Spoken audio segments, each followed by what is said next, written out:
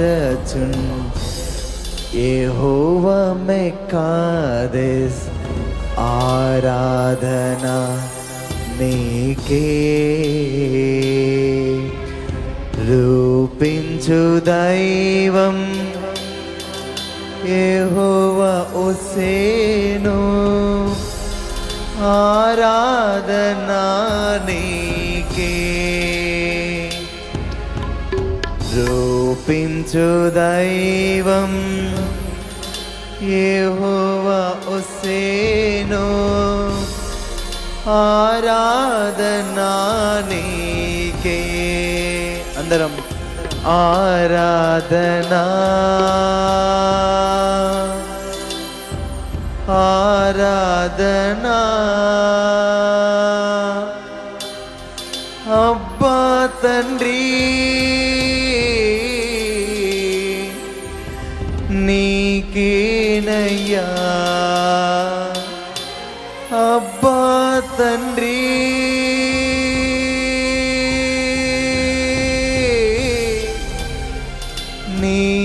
నీకేనయ్యా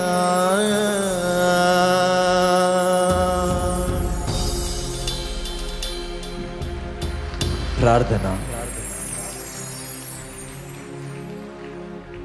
పరిశుద్ధ ప్రభువా, ప్రేమ కలిగిన మా తండ్రి, నీకు వందనాలు, స్తోత్రాలయ్యా. దీన మనసుతో నీ బిడ్డల మీద మేమందరం చేసిన ఈ స్తుతి ఆరాధనను నీవు అంగీకరించి మమ్మల్ని అందరినీ ఆశీర్వదించమని యేసు నామమున ఈ ఆరాధన నీ పాదపద్మాలకే సమర్పిస్తున్నాము తండ్రి. ఆమేన్.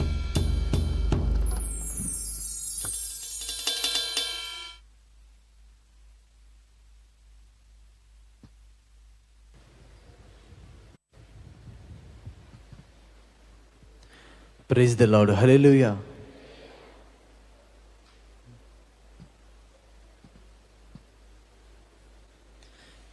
ఇంకొక పాట పాడుకుంటూ హృదయపూర్వకమైన అర్పణ స్వీకరిద్దాం.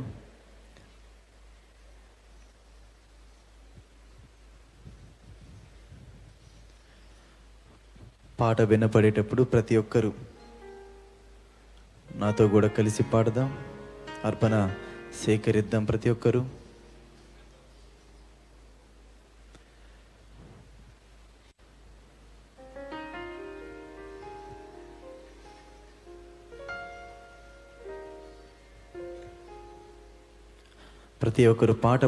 పాట వినిపించేటప్పుడు కలిసి పాడటం కూడా కొంచెం అలవాటు చేసుకుంటే మీకే బాగుండిద్ది. ఆయన పాట కొంచెం గొంతులో నుంచి వస్తే మన లోపల మన దేహంలో కూడా కొన్ని అద్భుతాలు జరుగుతాయి. అది కూడా ఇప్పుడు మన లోపల నుంచి పాట వచ్చినప్పుడు చాలామంది నేను గమనిస్తూ ఉన్నా, పాడుతున్నారు కానీ పైకే పాడుతున్నారు. హృదయంలో నుంచి పాట వస్తే మన జీవితాల్లో కావచ్చు, మన వారి జీవితంలో కావచ్చు, ముఖ్యంగా మన దేహంలోనే చాలా రకాల అద్భుతాలు జరుగుతాయి. హల్లెలూయా. గనుక పాట వినపడేటప్పుడు అందరం కలిసి పాడదాం, హృదయపూర్వకమైన అర్పణ అర్పిద్దాం. నీ పేరు పోయబడిన పరిమళ తైలం, నీ ప్రేమ పొందుకున్న బ్రతుకే ధన్యం. నీ పేరు పోయబడిన పరిమళ తైలం, నీ ప్రేమ పొందుకున్న బ్రతుకే ధన్యం. నీ పేరు పోయబడిన, నీ ప్రేమ పొందుకున్న బ్రతుకే ధన్యం. జగముల నేలే నా యేసయ్యా, యుగముల రాజా నువ్వేనయ్యా. జగముల నేలే నా యేసయ్యా, యుగముల రాజా నువ్వేనయ్యా.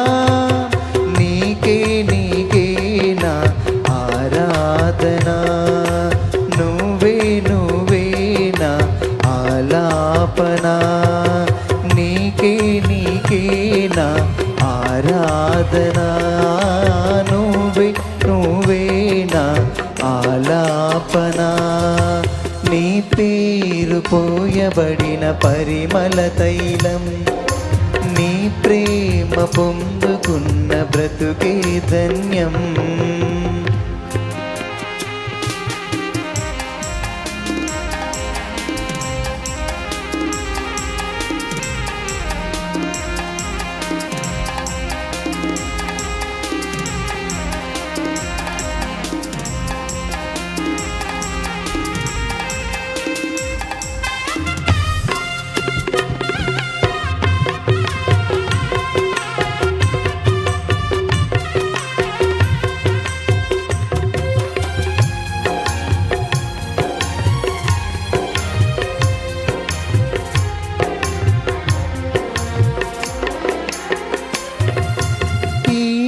వనిలోన అనురాగాలు అల్పమైనవి గాని మనుషులు చూపించి మమకారాలు మారిపోవును గాని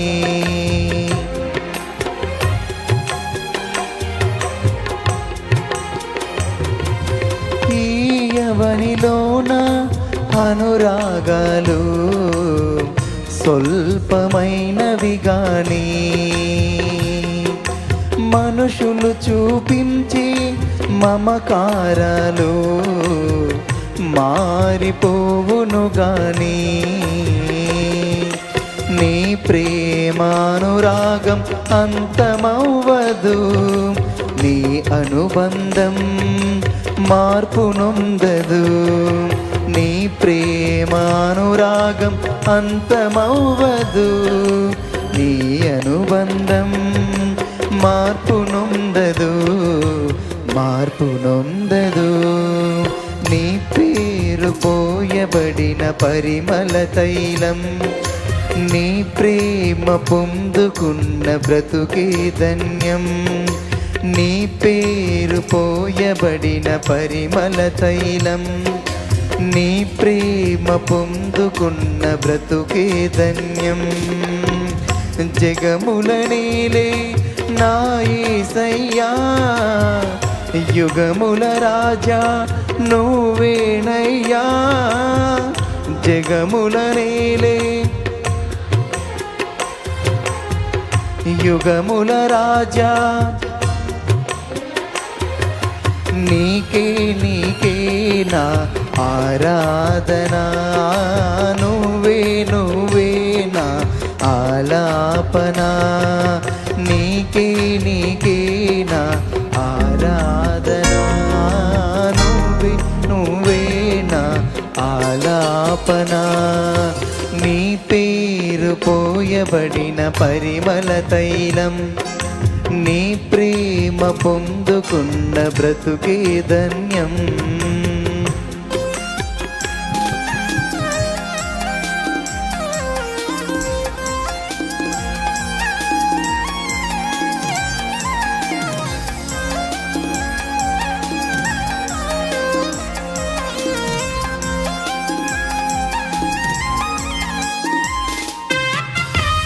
చప్పట్లు కొడుతూ దేవుని మహింపడదాం. లైవ్లో ఉన్నవారు కావచ్చు, జూమ్లో ఉన్నవారు కావచ్చు, తండ్రిని మహిమపడదాం.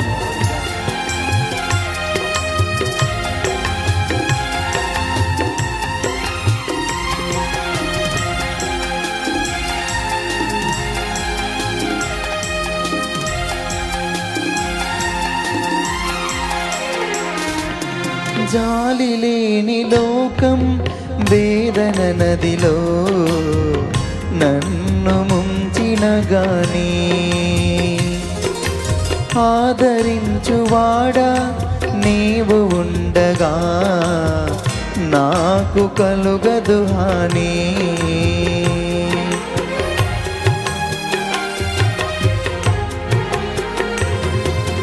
జాలి లేని లోకం వేదన నదిలో నన్ను ముంచిన గాని ఆదరించువాడా నీవు ఉండగా నాకు కలుగదు హాని.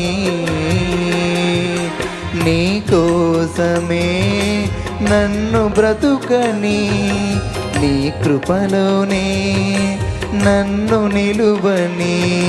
నీ కోసమే నన్ను బ్రతుకని, నీ కృపలోనే నన్ను నిలువని, నన్ను నిలువని. నీ పేరు పోయబడిన పరిమళ తైలం, నీ ప్రేమ పొందుకున్న బ్రతుకే ధన్యం. నీ పేరు పోయబడిన పరిమళ తైలం, నీ పేరు పొందుకున్న బ్రతుకే ధన్యం. జగముల నేలే నా యేసయ్యా, యుగముల రాజా నువ్వేనయ్యా. జగముల నేలే నా యేసయ్యా, యుగముల రాజా నువ్వేనయ్యా.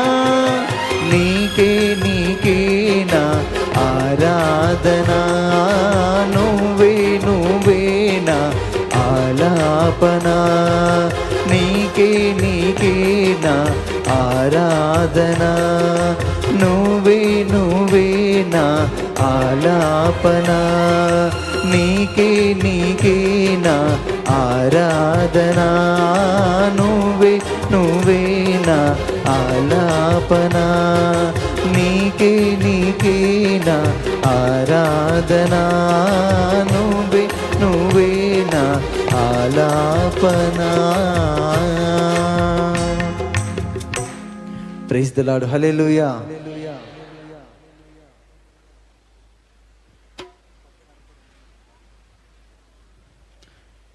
చిన్న మాట ప్రార్థన చేద్దాం. ఎత్తబడిన అర్పణ నిమిత్తము.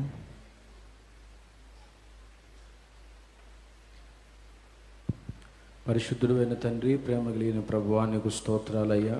ఉదయ కాలపు వేళ నీ సన్నిధికి రావడానికి, నేను మహింపరచుకోవడానికి కృపను అనుగ్రహించారు. నీ సన్నిధిలోనికి వచ్చిన బిడ్డలు, దూర ప్రాంతంలో ఉన్న బిడ్డలు, పరిచర్య కోసం ఎత్తిన హృదయపూర్వకమైన అర్పణను మీరు దీవించండి. సమృద్ధైన ఆశీర్వాదం దయచేయండి అయా. వారు చేస్తున్న పనుల్లో మీరు తోడైనండి తండ్రి. వారి వ్యాపారాలను, వ్యవసాయాలను, కూలి పనులను, చేతి పనులను మీరు ఆశీర్వదించి సమృద్ధైన దీవెన దయచేయండి. దూర ప్రాంతాల్లో ఉండి పరిచర్యకు సహకరిస్తున్న బిడ్డలను కూడా ప్రత్యేకంగా మీరు దీవించమని ప్రార్థన చేస్తున్నామయ్యా. ఈ పరిచర్యలో ఉన్న అవసరాలు, అక్కర్లన్నీ మీరు తీర్చి ఇంకా అనేక మందికి దీవెనకరంగా ఈ పరిచర్య ఉండినట్లు సహాయించి, నీ దాసులు నీ వాక్యం అందించబోతూ ఉండగా మీరే మా అందరితో కూడా మాట్లాడి నీ నామానికి మహిమ తెచ్చుకోమని యేసు నామములోనే ప్రార్థిస్తూ ఉన్నాము తండ్రి, ఆమేన్. అందరూ స్తోత్రం చెప్దాం ఒకసారి గట్టిగా. హల్లెలూయా.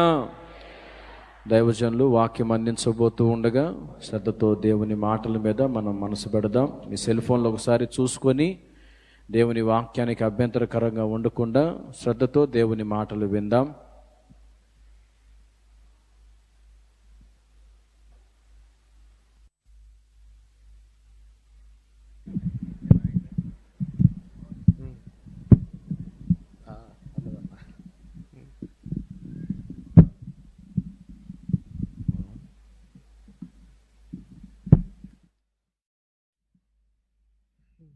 Praise the Lord. హల్లెలూయా. బిగ్గరగా దేవునికి స్తోత్రం చెప్తారా? మరోసారి. ప్రభువైన యేసుక్రీస్తు నామమున కూడి వచ్చిన మీ అందరికీ ప్రేమపూర్వక వందనాలు. దైవజనులకు, అలాగే జూమ్లో ఉన్న వారికి, లైవ్లో ఈ ఆరాధనను వీక్షిస్తున్న వారికి ప్రత్యేక వందనాలు. దేవుని కృప ద్వారా ఈ తెల్లవారు జామున ప్రతి ఆదివారం జరుగుతున్న ప్రార్థనలో పాల్గొనే వాళ్ళంతా నిజంగా ఒక మాటలో చెప్పాలంటే చాలా గొప్పవాళ్ళండి నా దృష్టిలో అయితే మాత్రం. ఎందుకని అంటే వారమంతా మనుషులు ఎంతో చాకిరీ చేసి కష్టపడి పనులు చేసుకొని ఆదివారం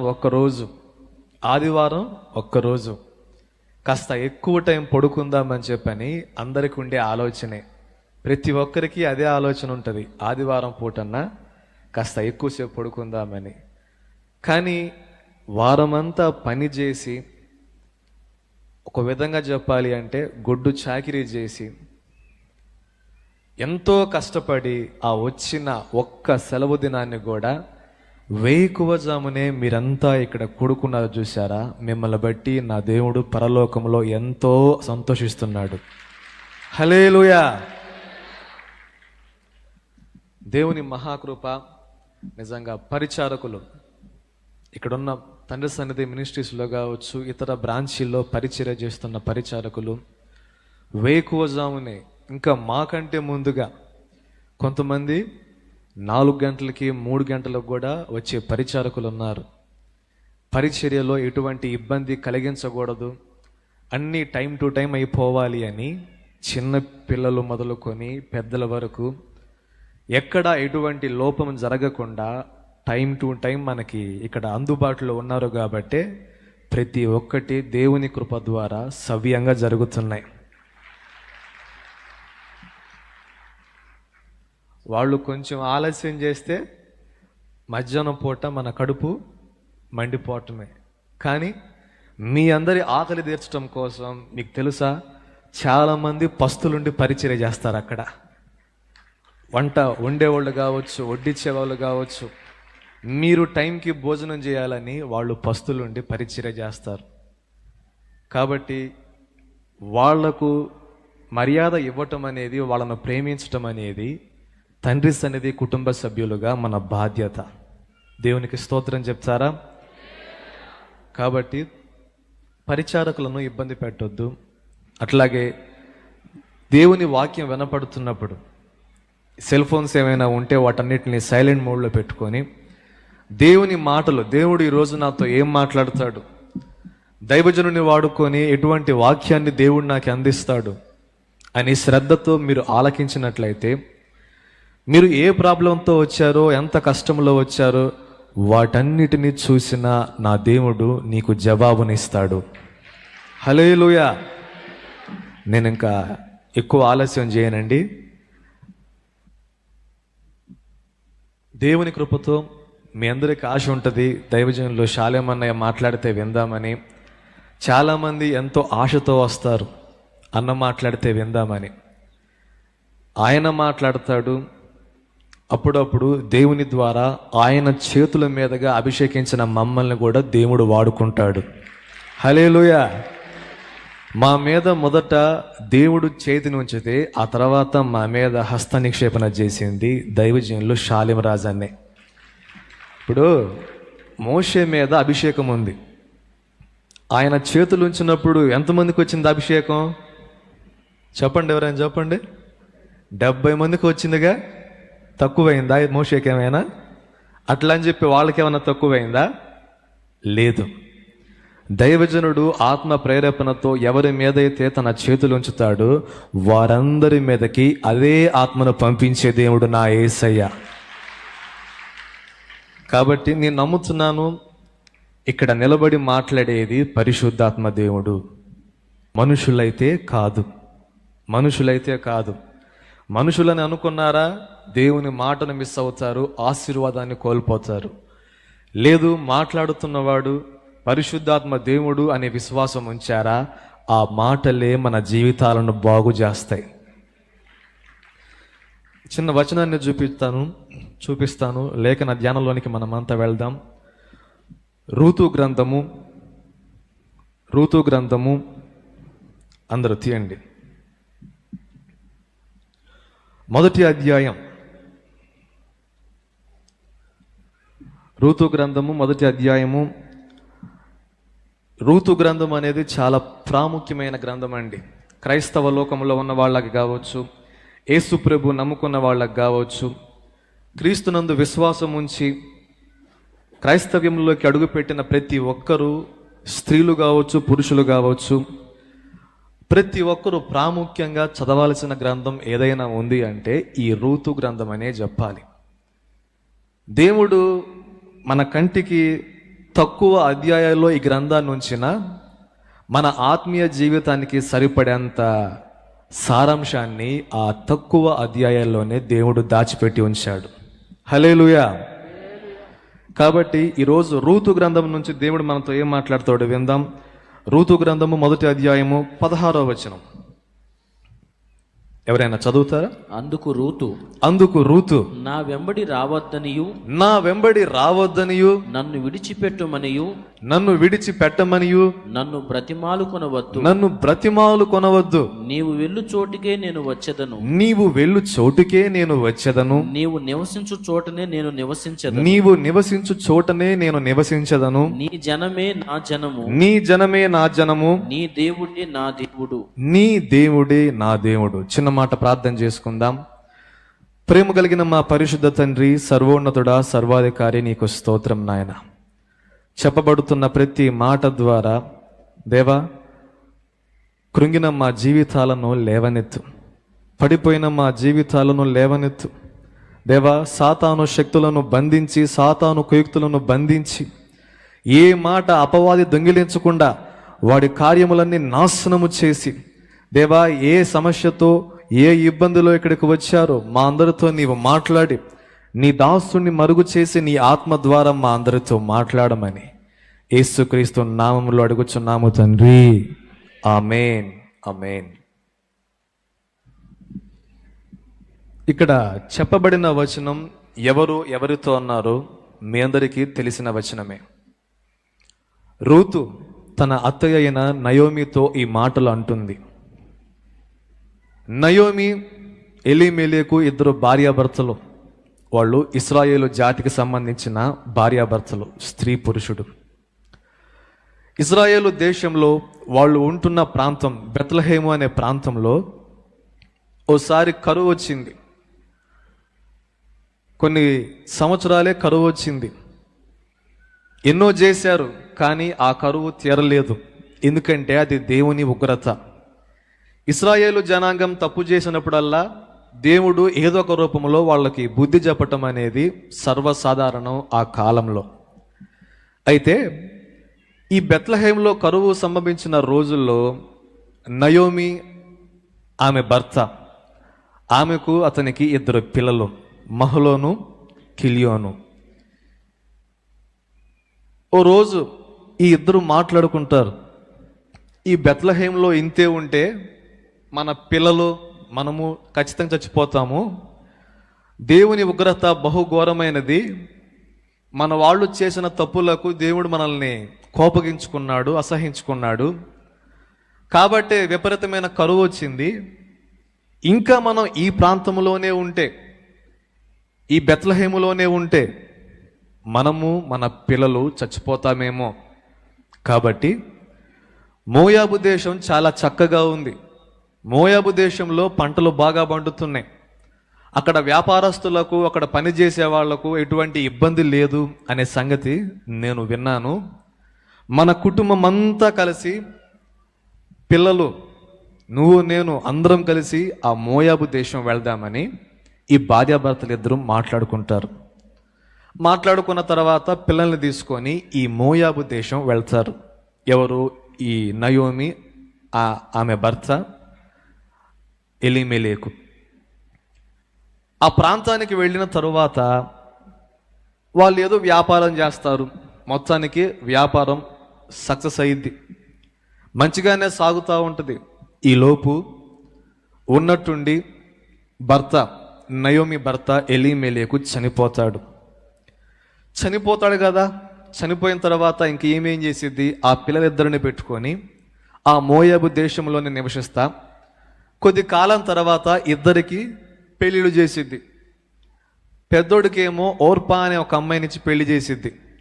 చిన్నోడికేమో రూతు అనే ఇంకొక అమ్మాయినిచ్చి, అన్య దేశంలో అన్యుల పిల్లల్నే ఇచ్చి పెళ్లి చేసిద్ది ఈ నయోమి. సరే, జీవితం అట్లా గడుస్తూ ఉంటుంది. కొద్ది సంవత్సరాలకి పెద్దోడు చనిపోతాడు. మరికొన్నేళ్లకు చిన్నోడు కూడా చనిపోతాడు. నలుగురితో వచ్చింది ఆ కుటుంబం మోయాబు దేశానికి. నలుగురిలో 3 చనిపోయారు, ఆమెతో పాటు ఆమె కోడళ్ళు మిగిలిపోయారు ఆ మోయాబు దేశంలో. ఈ నయోమి జీవితాన్ని మనం మన ఆత్మీయ జీవితంలోనికి ఎంతో అనువదించుకోవాల్సిన విషయం అండి. ఎందుకు నేను ఈ మాటలు చెప్తున్నాను అంటే, ఆత్మీయ జీవితంలో కొన్నిసార్లు మనం చేసే నిర్ణయాలు కూడా ఈ నయోమి ఆలోచన వలె ఉంటాయి. నయోమి వలె ఈరోజు కొంతమంది కావచ్చు, సాధ్యమైనంత మట్టుకు అందరూ కొంచెం నయోమి లాగానే ఆలోచిస్తారు. వాస్తవానికి ఇక్కడ నయోమి చేసిన తప్పేమీ లేదు అన్నట్లు మనకు అనిపిస్తుంది. ఎందుకని అంటే, కరువు ఉన్న ప్రాంతాల్లో ఉండటానికి ఎవరు ఇష్టపడరు. డబ్బులు రాని ప్రాంతంలో ఉండటానికి సాధారణంగా మనుషులు ఇష్టపడరు. దీనికి ఎగ్జాంపుల్గా చెప్పుకోవాలి అంటే, ఇప్పుడు మన చిలకలూరిపేట కావచ్చు, గుంటూరు కావచ్చు, ఈ సిటీస్లో కావచ్చు, వేరే రాష్ట్రాల నుంచి పనులకు వస్తారు. ఒడిశా నుంచో, ఢిల్లీ నుంచో, ముంబై నుంచో, ఇట్లా వేరే వేరే రాష్ట్రాల నుంచి పనులకు వచ్చి ఇక్కడ పనులు చేస్తూ ఉంటారు. వాళ్ళని అడిగామనుకోండి, ఎందుకు మీ రాష్ట్రంలో పనులు లేవా, మీ రాష్ట్రంలో డబ్బులు లేదా, మా రాష్ట్రంలోకి వచ్చి ఎందుకు పని చేస్తున్నారు అంటే వాళ్ళు చెప్తారు, మా రాష్ట్రంలో మేము పని చేస్తే మాకు వచ్చేది మహా అయితే రోజుకి 100 రూపాయలు 200 రూపాయలు వస్తాయి. ఇక్కడ పని చేస్తే ఈ రాష్ట్రంలో, ఎందుకని ఈ రాష్ట్రంలో అన్ని సదుపాయాలు ఉన్నాయి, అన్ని ఫెసిలిటీస్ ఉన్నాయి, మాకు ఆహారం పెట్టి మాకు రోజుకి ఇంతని ఇక్కడ ఎక్కువ అమౌంట్లో డబ్బిస్తారు, కాబట్టి మేము మా రాష్ట్రాన్ని వదిలిపెట్టి ఇక్కడ పని చేసుకుంటున్నామని చాలామంది మనకు చెప్తారు. అదేం తప్పు కాదు. ఈరోజు మనం కూడా వలస పక్షులమే, అవునా కాదా? మన సొంత ఊరు లేయండి. ఎవరిని లేపినా మీ సొంత ఊరు ఏదంటే చాలా మటుకు అప్పాపురం అనో, పోతారం అనో, లేకపోతే దైవజనంలో శాలేమని అయితే వడ్లముడి వారు పాలెమనో, చిలకలూరిపేటకి చాలా మటుకు వలస వచ్చిన వాళ్ళే ఉంటారు, అవునా కాదా? ఒక మాట చేతులు ఎత్తున్న ఎంతమంది అన్నాం మేము వేరే ప్రాంతం నుంచి వలస వచ్చామని. చూశారు కదా, మీ ఊర్లో వ్యాపారాలు లేకనా? ఉన్నాయి, కానీ మీకు సరిపడినంత అమౌంట్ ఇచ్చే పని అక్కడ లేదు కాబట్టి పేటలో ఉంటే అన్న డబ్బులు ఎక్కువ వస్తాయేమోనని వచ్చారు. అది చూడటానికి తప్పేం కాదు. జీవనం సాగించాలి, బ్రతకాలి, కష్టపడి పని చేసుకుంటూ కాస్త ఎక్కువ డబ్బులు సంపాదించుకోవాలి అనే తలంపు ఉండటంలో తప్పేమీ లేదు.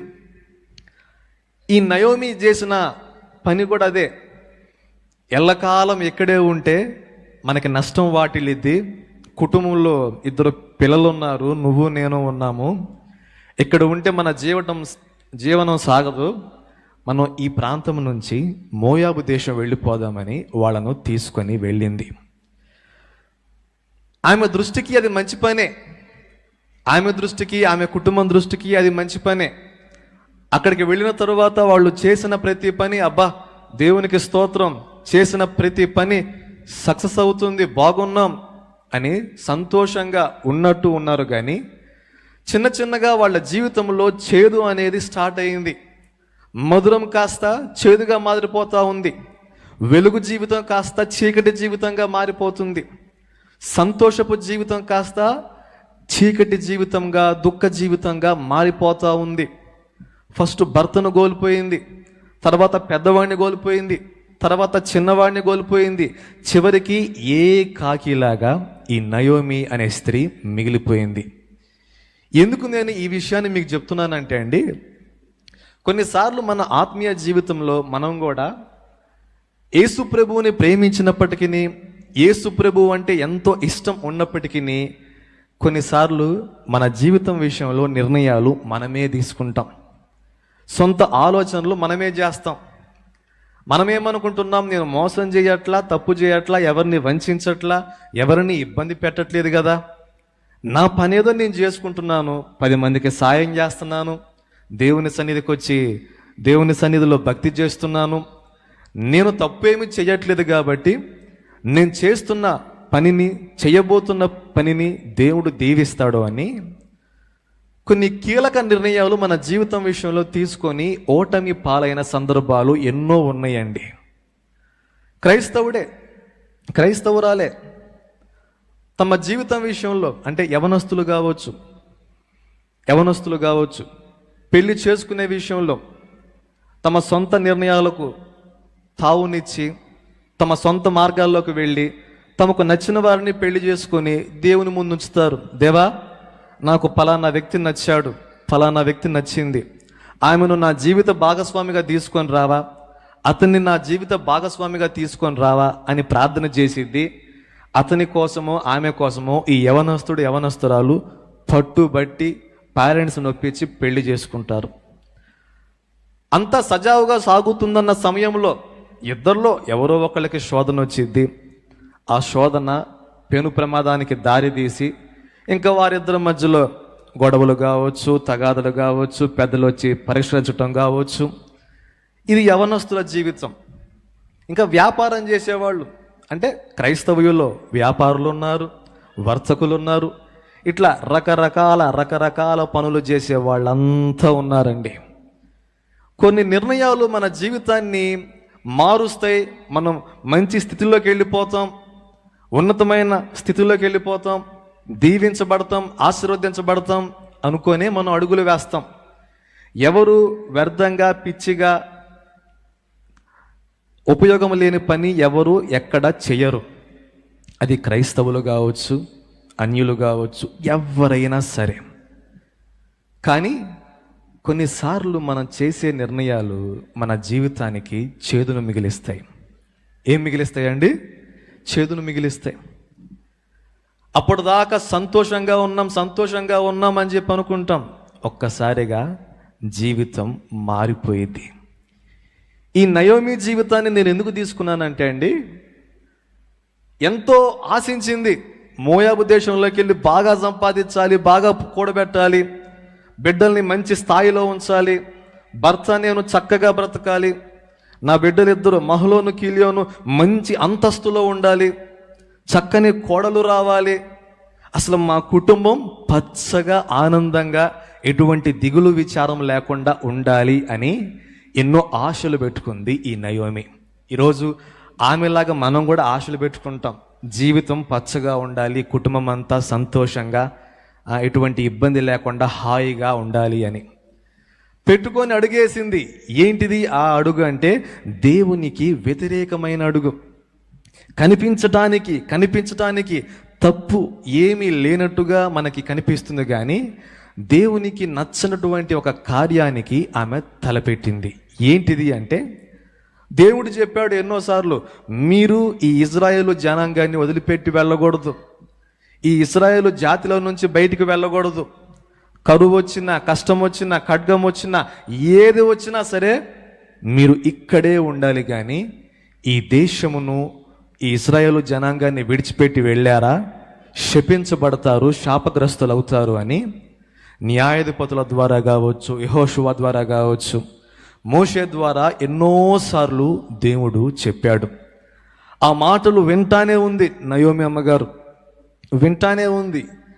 కానీ జీవితాన్ని బాగు చేసుకోవాలి, జీవితాన్ని సంపాదించుకోవాలి, జీవితాన్ని అనుభవించాలి అనుకొని ఆ ఆజ్ఞలన్నీ పక్కన పెట్టేసి దేవుడు వద్దు అన్న పని, వాస్తవానికి ఆ గేట్లోనే, ఆ ఇశ్రాయేలు కాంపౌండ్లోనే ఉన్నట్లయితే కొద్ది కాలం కరువు వచ్చిన తరువాత దేవుని కనికరం వచ్చి మరలా ఆ కుటుంబం దీవించబడేది. కొన్నిసార్లు మనకు శిక్షలు రావటం మన మంచికేనండి. మనలో ఉన్న తప్పును తీసివేయటానికి, మనలో ఉన్న చెడుతనాన్ని తొలగించడానికి కొన్నిసార్లు దేవుడు మనకు కొన్ని సమస్యలు అనుమతిస్తాడు, కొన్ని ప్రాబ్లమ్స్ మనకు ఇస్తాడు. ఎందుకని అంటే అది మన మంచి కోసమే, మన క్షేమం కోసమే. దాన్ని వద్దు, మనకు అటువంటి కష్టాలేమీ వద్దు, అటువంటి బాధలేమీ వద్దు అనుకున్నాం అనుకోండి, రేపొద్దున దేవుని తీర్పుల్లోకి వెళ్ళే అవకాశం ఉంటుంది.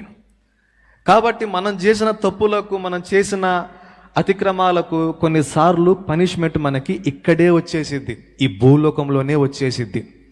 ఆ పనిష్మెంట్ అనుభవించిన తరువాత శాశ్వతమైన దీవెన, శాశ్వతమైన ఆనందము, శాశ్వతమైన జీవితం యేసయ్య ఇస్తాడు.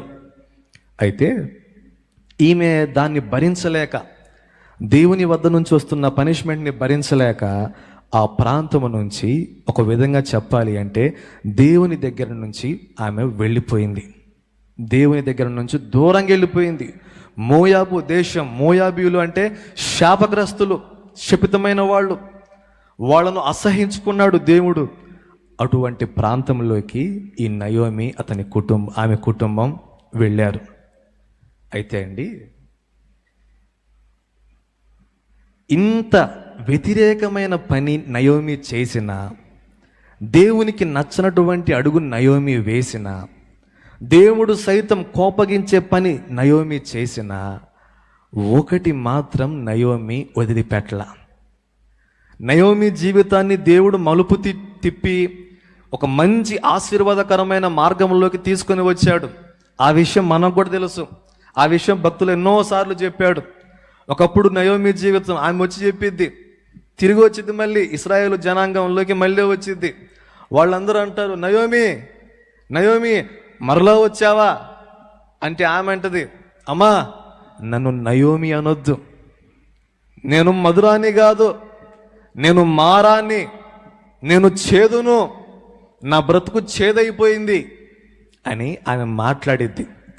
ఇక్కడ ఆమె జీవితం ఏమైపోయిందో, ఆ ప్రాంతానికి వెళ్ళిపోయిన తర్వాత ఆమె జీవితం ఎటువంటి మార్పులకు లోనైందో అనే విషయాన్ని ఆమె తన పేరుతోనే చెప్పేసింది. ఏమని? నేను మధురాన్ని కాదు, నేను చేదుని అని. అయితే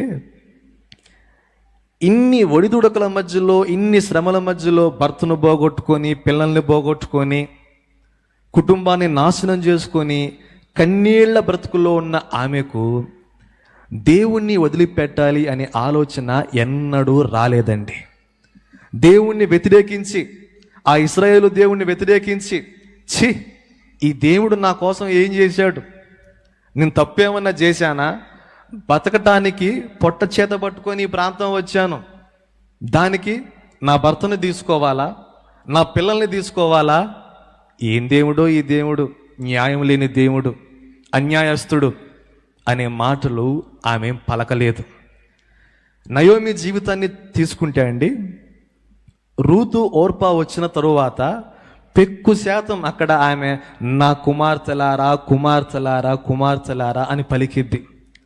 కోడలన్నీ అమ్మ కోడల్లారా అని పలకటం తక్కువ, కానీ అమ్మ కుమార్తెలారా అని పలికి వాళ్ళ ఇద్దరి వద్ద ప్రేమను పొందుకుంది ఈ నయోమి. ఇప్పుడు నేను చూపించిన వచనం దగ్గరికి వస్తాను, జాగ్రత్తగా వినండి. భర్త చనిపోయాడు, ఇద్దరు పిల్లలు చనిపోయారు.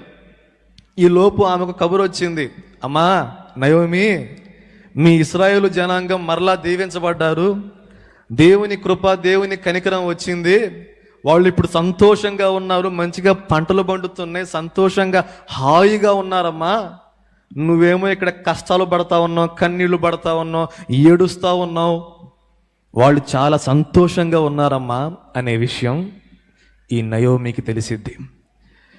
ఆ విషయం తెలుసుకున్న నయోమి ఇంకనుకుంటుంది, ఇంక ఈ ఊర్లో వద్దు, ఈ శాపగ్రస్తమైన, ఈ నీచమైన ఈ ప్రాంతంలో నేను నివసించకూడదు, నా వాళ్ళ వద్దకే వెళ్ళిపోతా, నా కుటుంబం వాళ్ళే, నన్ను పోషించిన ఏం చేసిన వాళ్ళే అని తిరుగు ప్రయాణం కట్టిద్దండి అమ్మగారు, నయోమి అమ్మగారు.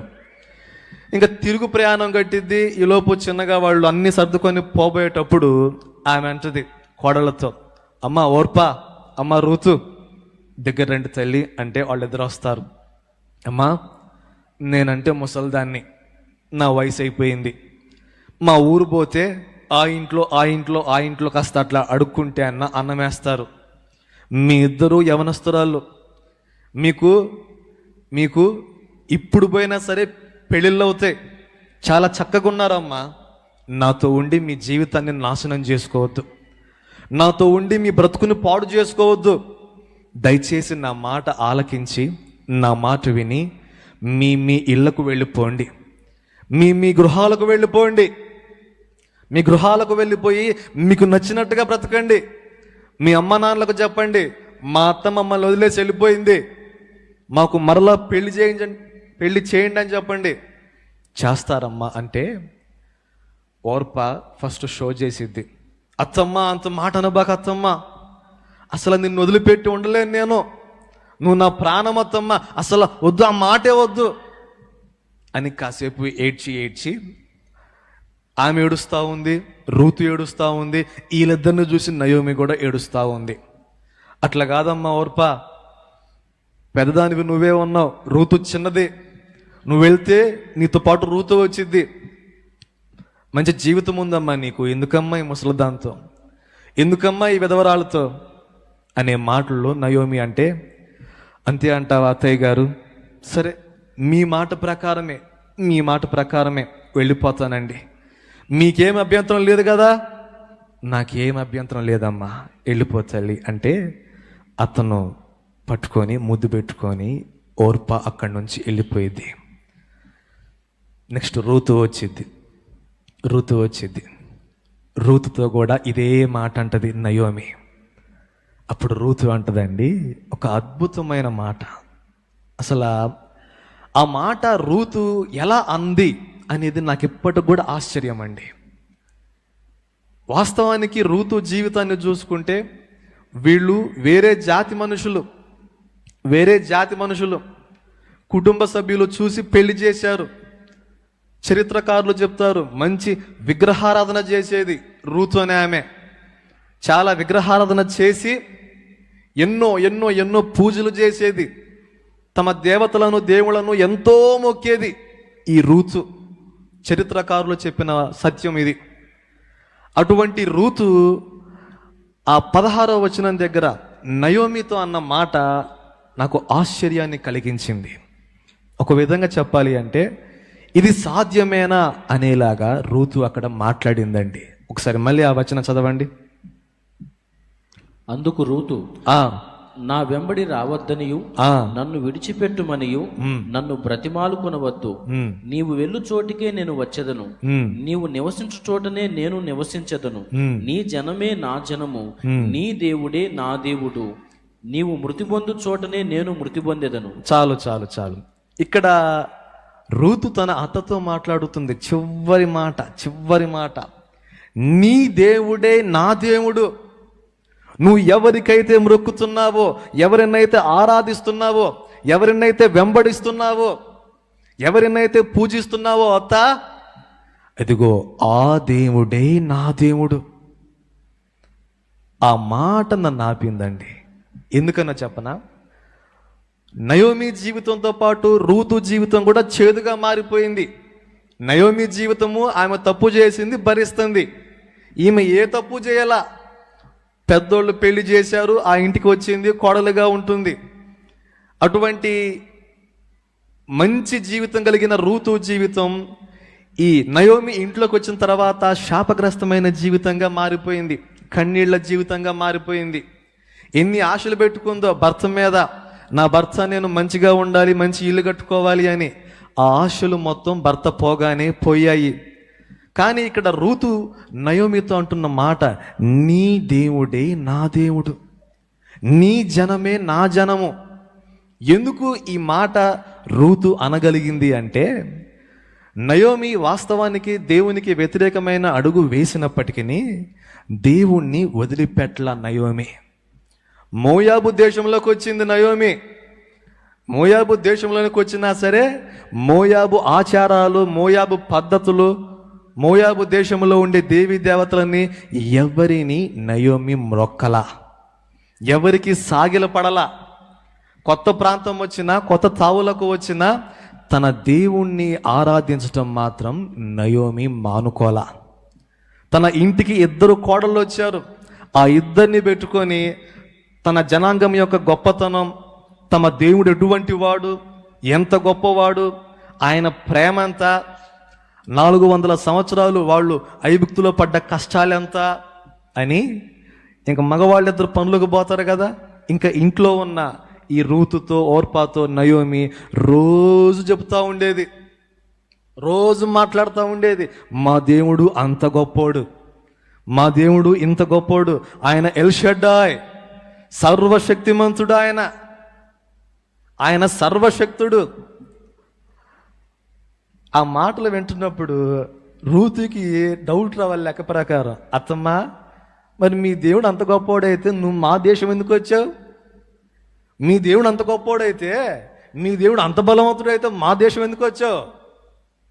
సరే వస్తే వచ్చావు, మమ్మల్ని చేసుకున్నావు, నా భర్త పోయాడు, అక్క భర్త పోయాడు, నీ భర్త పోయాడు. మరి మీ దేవుడు సర్వశక్తిమంతుడైతే, సర్వోన్నతుడైతే, అసాధ్యమైన కార్యాలు చేసేవాడైతే మరి నీ బతికేందత్తమ్మా ఇట్ట ఉంది? నీ బతికేందుకు ఇట్లా కష్టాల పాలైపోయింది అని రూతు వాస్తవానికి అత్తను నయోమిని అడగాలి. కానీ రూతు నయోమి చెప్తున్న ప్రతి మాటను విన్నదండి, ప్రతి మాటను ఆలకించింది. ఇక్కడ రూతు వంటి టైప్ ఆఫ్ విశ్వాసులు ఉంటారు, నయోమితో పాటు ఓర్పా వంటి విశ్వాసులు ఉంటారు.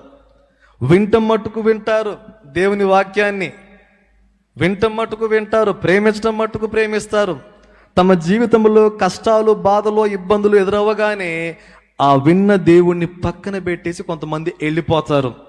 మాకు ఆ మోయాబు దేశమే బాగుంది, ఆ పాత పద్ధతులే బాగున్నాయి, ఆ పాత ఆచారాలే బాగున్నాయి, వద్దు ఈ జీవితం కష్టాలమయం, కన్నీళ్లమయం, ఈ బ్రతుకు మాకొద్దు అని కొంతమంది యేసు ప్రభు నమ్ముకొని కూడా కష్టాలు తట్టుకోలేక వెనక్కి వెళ్ళిపోయిన వాళ్ళు ఉన్నారు.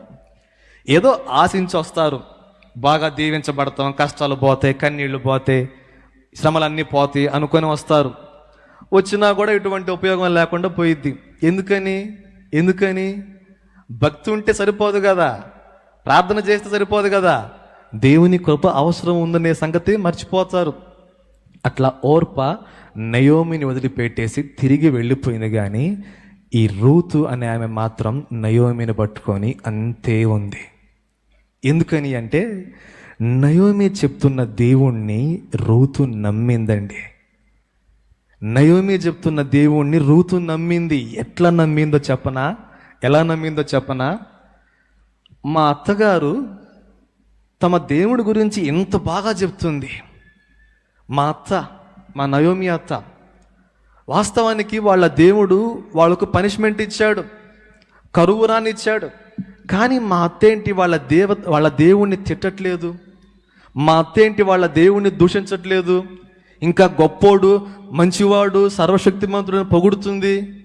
అసలు నిజంగా అంత గొప్పోడా వాళ్ళ దేవుడు అని రూతుకే ఇశ్రాయేలు దేవుడైన యెహోవా మీద విశ్వాసం కలిగేలాగా, విశ్వాసం వచ్చేలాగా నయోమి ప్రవర్తన రూతు ముందు ఉంది. దేవునికి స్తోత్రం చెప్తారా? హల్లెలూయా. కొన్నిసార్లు మన జీవితంలో కూడా మన కష్టాల్లో ఉన్నప్పుడు అన్యులు మన ముందుకు వస్తారు. మన కష్టాల్లో, బాధల్లో, ఇబ్బందుల్లో ఉన్నప్పుడు వస్తారు. వచ్చి వాళ్ళు మనతో మాట్లాడతారు. తెగబోతున్నావు కదా చర్చికి, ఆ బైబిల్ పట్టుకొని, యేసు ప్రభు ఉన్నాడు, యేసు ప్రభు నా జీవితాన్ని బాగు చేస్తాడని చెప్పి ప్రతి ఆదివారం పోతున్నావు, శుక్రవారం పోతున్నావు, బుధవారం పూట పోతున్నావు. మరి నీ బ్రతికెందుకు మారట్లేదు? ఇంకా నీ కన్నీళ్ళు ఎందుకు బాగలేదు? ఇంకా చాలా కష్టపడిపోతున్నావు కదమ్మా, ఏమైపోతున్నాయి నీ ప్రార్థనలు? ఏం చేస్తున్నాడు మీ దేవుడు అని కొంతమంది మనల్ని ప్రశ్నిస్తారు. మన వాళ్ళను కోల్పోతాం. మన స్నేహితులను, బంధువులను సమాధి కార్యక్రమం దగ్గరికి వచ్చి, యేసుప్రభు నమ్ముకున్నావు కదా, మరి మీ యేసుప్రభు రక్షించలేదా? మీ యేసుప్రభు స్వస్థపరచలేదా? నువ్వు ఎంతో ప్రేమించి ఆరాధించావు కదా, మరి కాపాడలేదా మీ యేసుప్రభు అని కొంతమంది అన్యులు మనల్ని ప్రశ్నిస్తారు. ఎప్పుడు? మన జీవితం కన్నీళ్లలో మగ్గిపోతున్నప్పుడు, కష్టాలలో ఉన్నప్పుడు. ఇటువంటి సందర్భంలో అటువంటి వ్యక్తులు మనకు తారసపడ్డప్పుడు నయోమి వలె వివేకముతో ఉండాలి అండి. నయోమి అక్కడ దేవుణ్ణి దూషించలా, దేవుణ్ణి అవమానపరచలా, దేవుణ్ణి బహిర్గతం చేయలా. ఇంకా ఏమంట చెప్పనా? అమ్మా, నా దేవుడు గొప్పవాడమ్మా, నా దేవుడు గొప్పవాడు, నేనే ఏదో తప్పు చేశాను, నేనే ఏదో ఆయనకు నచ్చని పని చేశాను, కాబట్టి నా జీవితం ఇలా ఉంది. అత్తమ్మ, మరి మా దేవత ఉంది, వస్తావా? మా దేవత ఉంది, వస్తావా? అసలు మామూలు దేవత కాదు, వచ్చి ఒక్కసారి సాగిలు పడ్డావంటే నీ జీవితం మారిపోయింది అత్తమ్మ అని అంటే, నయోమి అవునా అమ్మా, ఎక్కడ దేవత, గుడి ఎక్కడ అని పోయే టైపు కాదు. నా జీవితం, నా ప్రాణం ఉన్నంత వరకు యెహోవాయే నా దేవుడు అని నమ్మిన స్త్రీ. హల్లెలూయా. దేవునికి వ్యతిరేకమైన అడుగు వేసినప్పటికీ దేవుని వదిలిపెట్టల నయోమి. కాబట్టే దేవుని కృప పొందటానికి అర్హురాలైంది. ఈరోజు మన జీవితంలో కొన్నిసార్లు మనం అనాలోచనగా తప్పుడు నిర్ణయాలు తీసుకొని బాధపడిపోతూ ఉంటాం, దిగులు పడిపోతూ ఉంటాం. అబ్బా, ఎందుకు ఈ నిర్ణయం తీసుకున్నాం, ఎందుకు అటువంటి ఆలోచన చేశాం, తప్పుడు పని చేశామే, జీవితాన్ని కోల్పోయామే అని కొంతమంది బాధపడతా ఉంటారు. యవనస్తులు కావచ్చు, యవనస్త్రాలు కావచ్చు. చదువు విషయంలో కొంతమంది యవనస్తులు ఈ గ్రూప్ కాకుండా పలానా గ్రూప్ తీసుకున్నట్టయితే బాగుండేది, ఈరోజు ఎటు కాకుండా అయిపోయాను, ఈ ఎడ్యుకేషన్ కాకుండా ఈ జాబ్ కాకుండా ఇంకొక జాబ్ చూస్ చేసుకొని ఉంటే బాగుండేది, లైఫ్ వేరేలాగా ఉండేది అనుకొని జీవితంలో తీసుకున్న నిర్ణయాలను బట్టి బాధపడే వాళ్ళు చాలామంది ఉన్నారండి. అటు రైతులు కావచ్చు, ఉద్యోగం చేసేవాళ్ళు కావచ్చు, అందరూ కొన్నిసార్లు తప్పుడు నిర్ణయాలు చేయటం అనేది సర్వసాధారణం. దేవునికి వ్యతిరేకమైన అడుగులు వేయటం అనేది సర్వసాధారణం. పడిపోతూ ఉంటాం, తప్పటడుగులు వేస్తూ ఉంటాం. అట్లా వేసినప్పుడు దేవుని ఉగ్రత ఆటోమేటిక్గా వచ్చిద్ది, దేవుని కోపం ఆటోమేటిక్గా మన మీదకి వచ్చిద్ది. కానీ చెప్పనా, ఆయన కోపము మన క్షేమం కోసమే అని కొంతమంది గుర్తిస్తారండి. ఆయన కోపం వల్ల మనకు లాభం ఉంది అని కొంతమంది గుర్తించి ఆయన్ను వదిలిపెట్టరు. ఆయన శిక్షించిన, దూషించిన, ఛీ అన్న, ఛా అన్న కొంతమంది విశ్వాసులు మొండిగా ఆయన పట్టుకొనే ఉంటారు. తప్పటి అడుగు వేసినప్పటికీ ఆయన పాదాలు పట్టుకుని వదిలిపెట్టరు. అయ్యా, ఓకే, నేను తప్పు చేశాను, తప్పటడుగు వేశాను, తప్పుడు నిర్ణయం తీసుకున్నాను, అలా అని చెప్పి నిన్ను వదిలిపెట్టినయ్యా నేను, అలా అని చెప్పి నిన్ను వదిలిపెట్టి నేను వెళ్ళలేను. ఓకే, నేను తప్పు చేయటం వల్ల ఈ స్థితిలో ఉన్నాను, కానీ నీవు నన్ను వదిలిపెట్టవన్న సంగతి నాకు తెలుసయ్యా, నీవు నన్ను విడిచిపెట్టవన్న సంగతి నాకు తెలుసు. కాబట్టి ఏదైనా దారి చూపిస్తే నువ్వే, ఏదైనా మార్గం చూపిస్తే నువ్వే అని కొంతమంది పట్టుకుంటారండి యేసు ప్రభువుని. నాకు తెలిసిన ఓ యవనస్తుడు ఉన్నాడు. ఓ యవనస్తుడు చక్కగా యేసు ప్రభువుని నమ్ముకొని ఆరాధన చేస్తా చాలా చాలా చాలా మంచిగా పరిచర్య చేసుకుంటూ ఉండేవాడు. ఓ రోజు అతని వద్దకు ఒక పెళ్లి సంబంధం వచ్చింది. ఆ వచ్చిన అమ్మాయి అన్యురాలు. దేవుని ముందు ఉంచాడు ఆ యవనస్తుడు. ఫోటో వచ్చింది, ఫోటో చూశాడు, ఇష్టపడ్డాడు, దేవుని ముందు ఉంచాడు. దేవుడు చెప్పాడు, నాయనా, నువ్వు బయట చూస్తున్నావు కానీ నేను అంతరంగాన్ని పరిశీలించేవాడిని. ఆ స్త్రీ నీకు తగినది కాదు, ఆమె నిన్ను ఇబ్బంది పెట్టే స్త్రీ, దయచేసి ఆమెను పెళ్లి చేసుకోవద్దు అని చెప్పి దేవుడు అతనితో మాట్లాడాడు. కానీ ఆ ఫోటోలో ఉన్న స్త్రీని చూసి ఇతను ఇష్టపడి, లేదు పెళ్లి చేసుకోవటం అనేది దేవుని చిత్తం, దేవుని సంకల్పం, ఎవరిని చేసుకుంటే ఏమైందిలే, ఏమైనా ఆయన చూసుకుంటాడులే అని ఈ యవనస్తుడు ఏం చేశాడంటే పెళ్లి చేసుకున్నాడు. కొద్ది కాలం తర్వాత ఈ పేటలోనే 3 సినిమా హాల్ అని చెప్పని 3 సినిమా హాల్ అని కొంతమందికి ఐడియా ఉంటుంది. ఐడియా ఉంది ఎవరికైనా? పురుషులకు ఐడియా ఉంటుంది. ఆ 3 సినిమా హాల్ రోడ్ల నుంచి ఏదో పనుండి నేను కొంతమంది సోదరులు అట్లా వెళ్తా ఉన్నాం. ఈ లోపు మనోడు వెనకాల అమ్మగారిని పెట్టుకొని ఆ హాల్లో నుంచి బయటకు వస్తున్నాడు. హాల్లో నుంచి బయటకు వస్తున్నాడు. ఇతన్ని ఎక్కడో చూశానే అని చూస్తే అతనే, ఆ యవనస్తుడే. ఇదేంది అని చెప్పని ఆశ్చర్యపోయి తర్వాత రోజున అతన్ని పిలిచి అడిగాం, అయ్యా, ఏంది ఈ మధ్య తరచుగా చర్చికి రావట్లేదు, ఎటు వెళ్తున్నావు, ఏం పని చేస్తున్నావు? అంతకు ముందు ప్రతిరోజు దేవుని సన్నిధిలో ఉండేవాడివి, పరిచర్య చేసేవాడివి, చక్కగా ప్రార్థన చేసుకునేవాడివి, ప్రేయర్ టవర్లో ఉండేవాడివి, అసలు ఇప్పుడు ఏమైపోయావు? పెళ్ళైన తర్వాత అడ్రస్ లేవు, ఎక్కడికి వెళ్ళిపోయావు? అది సరే కానీ నిన్న అక్కడేం చేస్తున్నావు? హాల్లో నుంచి బయటకు వచ్చేవేంది, ఏంది కథ అంటే అటు ఇటు చూసి ఆ సోదరుడు, అన్నా నేను తప్పు చేశా అన్నా, దేవుడు చెప్పాడు నాకు వద్దు వద్దు వద్దు వద్దు అని చెప్పాడు. కానీ నేను ఆయన మాట వినకుండా ఆయన వద్దు అన్న పని, ఏ స్త్రీని అయితే ఆయన చేసుకోవద్దు అన్నాడు ఆమెను చేసుకున్నా. ఉంటుందా? కొద్ది రోజులకి అమ్మగారు కూడా వెళ్ళిపోయింది. ఎక్కడికి వెళ్ళిపోయింది, ఏమైందని నన్ను అడగబాకండి, నేను చెప్పలేను. సినిమాలు ఈరోజు మనుషులను నాశనం చేస్తున్నాయి, పాడు చేస్తున్నాయి. అది తెలుసుకొని కూడా కొంతమంది పిల్లలకు సినిమా దగ్గరుండి చూడు నాయన, చూడు ఇదిగో చూడు అని చూపిస్తారు. దిక్కుమాలిన టీవీ షోలు చూపిస్తారు యవనస్తులకు, చిన్నపిల్లలకు. అటువంటివి కాదు మనం చూపించాల్సింది పిల్లలకి. ఒకవేళ నీ పిల్లలు నీ దగ్గరకు వస్తే దేవుని వాక్యాన్ని చూపించాలి, దేవుని వాక్యాన్ని వినిపించాలి. నా చిన్నతనంలో మా ఇంట్లో టీవీ లేదండి, టీవీ లేదు మా ఇంట్లో. మాకు కాలక్షేపం కోసం పాస్టర్ గారు ఏం చేసేవాళ్ళు అంటే బైబిల్ ఇచ్చేవాడు. బైబిల్ ఇచ్చి, అరే 3 అధ్యాయాలు చదవండి, రేపు రాత్రి పూట నేను దాంట్లో నుండి కొన్ని ప్రశ్నలు అడుగుతాను, వాటికి మీరు సరిగ్గా జవాబు చెప్తే ఇదిగో కరెక్ట్గా చెప్పిన వాడికి 2 రూపాయలు ఇస్తాను రా అనేవాడు. ఎన్ని రూపాయలు?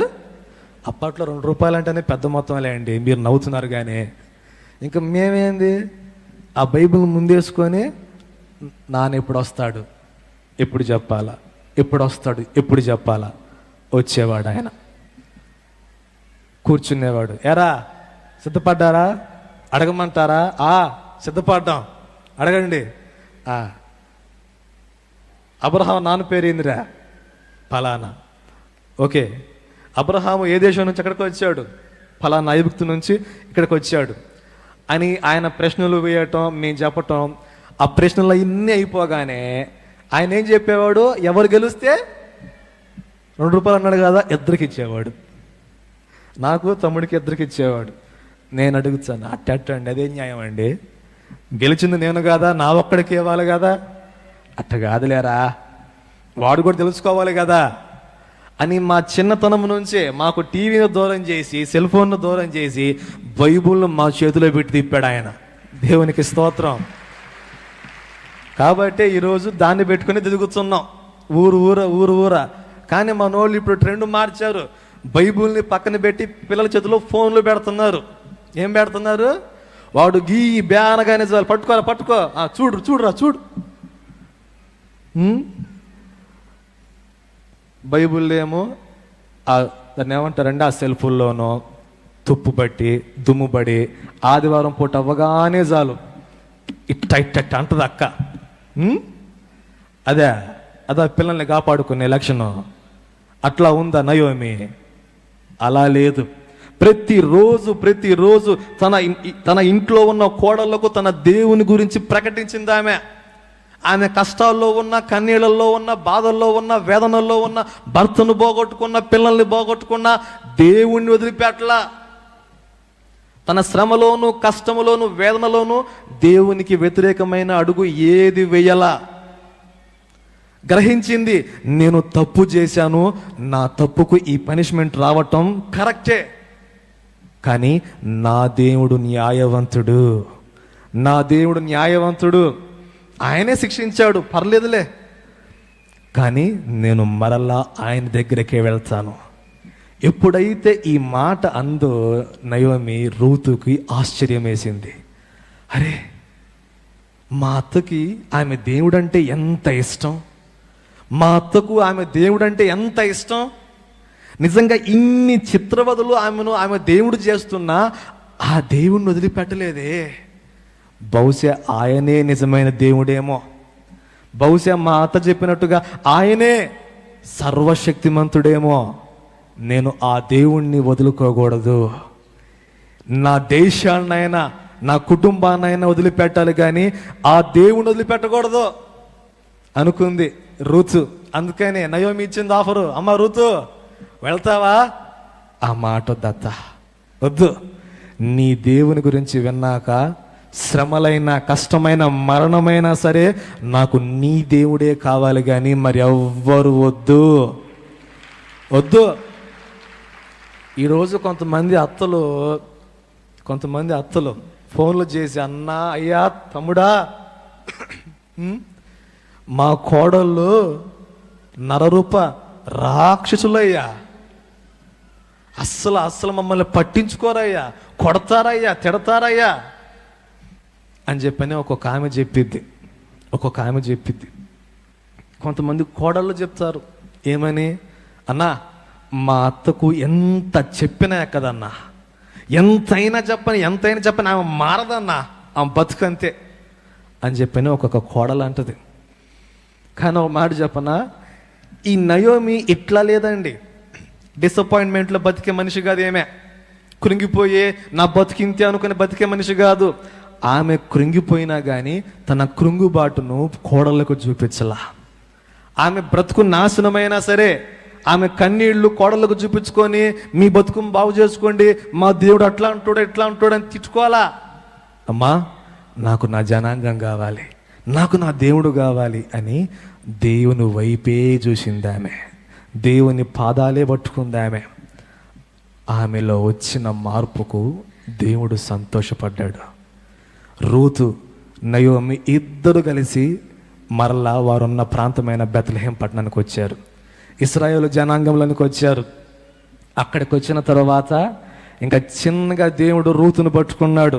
రూతును పట్టుకొని రూతును దీవించడం ప్రారంభించాడు. రూతుకు బోయాజునిచ్చి వివాహం చేశాడు దేవుడే. అసలు చూడండి, ఎప్పుడైతే నయోమి తన తప్పును తెలుసుకొని మరలా దేవుని వద్దకు వచ్చిందో వదిలిపెట్టాడా ఆయన? చెప్పండి, వదిలిపెట్టాడా? వదిలిపెట్టలా. ఎప్పుడైతే నీవు కూడా నేను తప్పుడు నిర్ణయం చేశాను, ఇక నాకు ఆయనే దిక్కు, నా జీవితంలో పొరపాటు అడుగు వేశాను, ఇంకా నా బ్రతుకు మారటం అనేది అసాధ్యం, కానీ అసాధ్యమైన కార్యములు కూడా చేయగలిగిన వాడు ఆయన ఉన్నాడు కాబట్టి నేను ఆయన్నే పట్టుకుంటా, ఆయన్నే నమ్ముకుంటా అని నయోమిలాగా ఎవరైతే ఆయన పాదాల దగ్గరకు వస్తారో, ఆయన సన్నిధిలోకి వస్తారో, ఇదిగో నయోమి జీవితం అప్పటి వరకు మారలాగా ఉన్నా ఆ మారా వంటి బ్రతుకును ఇదిగో మరలా మధురము చేయగలిగిన గొప్ప దేవుడు నా యేసయ్య. మారానుభవం మధురముగా మార్చగలవు నీవు, మారానుభవం మధురముగా మార్చగలవు నీవు, మహోన్నతుడా నీ కృపలో నేను నివసించుట, నా జీవిత ధన్యతయున్నది, మహోన్నతుడా నీ కృపలో నేను నివసించుట, మహోన్నతుడా నీ కృపలో నేను నివసించుట, నీ కృపలో నేను నివసించుట, నా జీవిత ధన్యతయున్నది. హల్లెలూయా. దేవుడు తనను తెలుసుకొని తిరిగి వచ్చిన వారిని వదిలిపెట్టే దేవుడు కాదండి. అందుకనే ఆయన సర్వశక్తుడయ్యాడు, ప్రేమ స్వరూపయ్యాడు. నయోమి తన తప్పు తెలుసుకొని తప్పుడు నిర్ణయం చేశాను, చివరికి నాకు ఆయనే దిక్కని వచ్చినప్పుడు వదిలిపెట్టలా ప్రభువు. నయోమిని పట్టుకున్నాడు, నయోమితో పాటు వచ్చిన రూతును పట్టుకున్నాడు. ఇద్దరిని దీవించి ఆశీర్వాదకరమైన జనాంగానికి మూల తల్లిలాగా రూతును చేసి పెట్టాడు. హల్లెలూయా. నయోమి జీవితం మారిపోయింది. కన్నీళ్ల బ్రతుకు కాస్త ఆనందకరమైన బ్రతుకుగా మారిపోయింది, సంతోషకరమైన బ్రతుకుగా మారిపోయింది. ఎప్పుడు? తన తప్పును తాను తెలుసుకొని తిరిగి వచ్చినప్పుడు. అంతేగాని ఇంకా బతికేసే కదా, తప్పుడు నిర్ణయం చేశా కదా, ఇంకా నా బతికింతే మారదు, ఇట్లా కంటిన్యూ అయిపోదాంలే, ఇంకా దీంట్లోనే మగ్గిపోదాంలే, ఇంక ఏం చేస్తాం, బతుకు మారదు ఇంక నాది అని కొంతమంది ఈరోజు క్రైస్తవులు చేసిన తప్పులకు ఎటువంటి నిర్ణయం తీసుకోవాలో తెలియక దేవుని సన్నిధికి మరలా వచ్చే ఆ ధైర్యం లేక వెనక్కి వెళ్ళిపోతున్న వాళ్ళు ఎంతోమంది ఉన్నారు. ఆ లోకంలోనే బతుకుతున్న వాళ్ళు ఎంతోమంది ఉన్నారు. కొంతమంది పురుషులు మద్యపానానికి బానిసలైపోయిన తర్వాత ప్రభు కృప ద్వారా మరలా మారుతారు. కానీ పొరపాటున ఎప్పుడో ఒకసారి ఆవేశంలోనో టెంప్టేషన్లోనో మరలా మద్యాన్ని స్వీకరించినప్పుడు, మద్యాన్ని తీసుకున్నప్పుడు తప్పు చేశా కదా, నేను పొరపాటు చేశా కదా, ఇక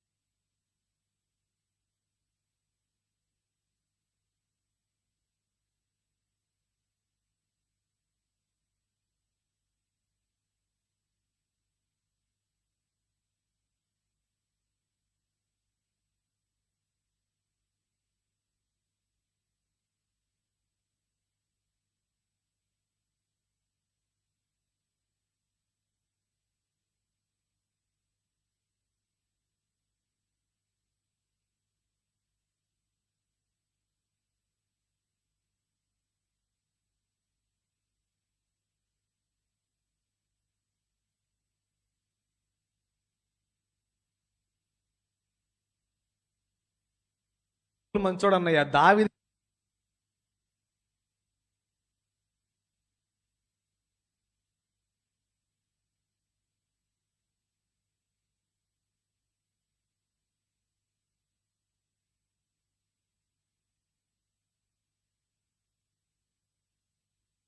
మళ్ళీ అడుగుతున్నాను, దావీదు పెద్ద పాపం చేశాడా, సౌలు చేశాడా? అన్నయ్య సౌలే చేశాడు అన్నవాళ్ళు చేతులెత్తండి. లేదు లేదు, సౌలు అంత పాపం ఏం చేయలేదన్నా, దావీదే ఘోరమైన పాపం చేశాడు అన్నవాళ్ళు చేతులెత్తండి అమ్మా. ఏం దావీదేం పాపం చేయలేదా? ఏం మరి దించుతున్నారు మీరు? ఏందాయన దావీదేం పాపం చేయలేదా?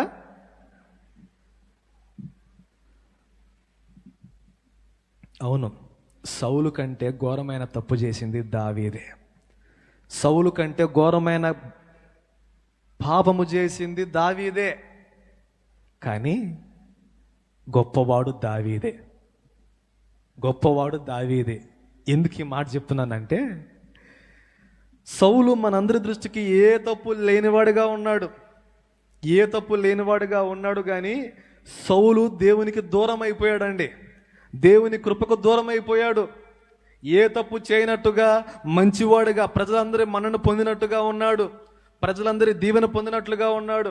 ఇశ్రాయేలు జనాంగంలో మంచి రాజులా ఉన్నాడు. కానీ సౌలు దేవునికి దూరంగా ఉన్నాడు, దేవుని కృప దూరంగా ఉన్నాడు. కానీ దావీదు అలా లేడు. ఘోరమైన తప్పు చేశాడు దావీదు. ఊరియాను, నీతిమంతుడైన ఊరియాను చంపించి బెత్షెబాను తెచ్చుకున్నాడు, పెళ్లి చేసుకున్నాడు. ఒక నిర్దోషిని హత్య చేయించాడు. ఘోరమైన తప్పు చేసినప్పటికీ సౌలు చేసిన పొరపాటు దావీదు చెయ్యలా. సౌలు చేసిన పొరపాటు దావీదు చెయ్యాలా. ఏంటో చెప్పనా? దావీదు తప్పు చేసినా సరే ఆయన పాదాలే పట్టుకున్నాడు. ఘోరమైన తప్పు చేసినప్పటికీ ఆయన పాదాలే పట్టుకున్నాడు. అయ్యా, క్షమించిన నువ్వే, శిక్షించిన నువ్వే, కొట్టినా నువ్వే, తిట్టినా నువ్వే, ఏం చేసినా నువ్వే. కానీ సౌలు అలా చేయాల. టోటల్ దేవునికి పూర్తిగా వ్యతిరేకమైపోయి దేవుణ్ణి వదిలిపెట్టేసి దురాత్మల చుట్టూరు తిరిగాడు సౌలు. అది నేను చెప్పాల, బైబిల్లో దేవుడే చెప్పాడు. ఒకసారి సమూయేలు రాసిన 2 సమూయేలు 7వ అధ్యాయం తీయండి.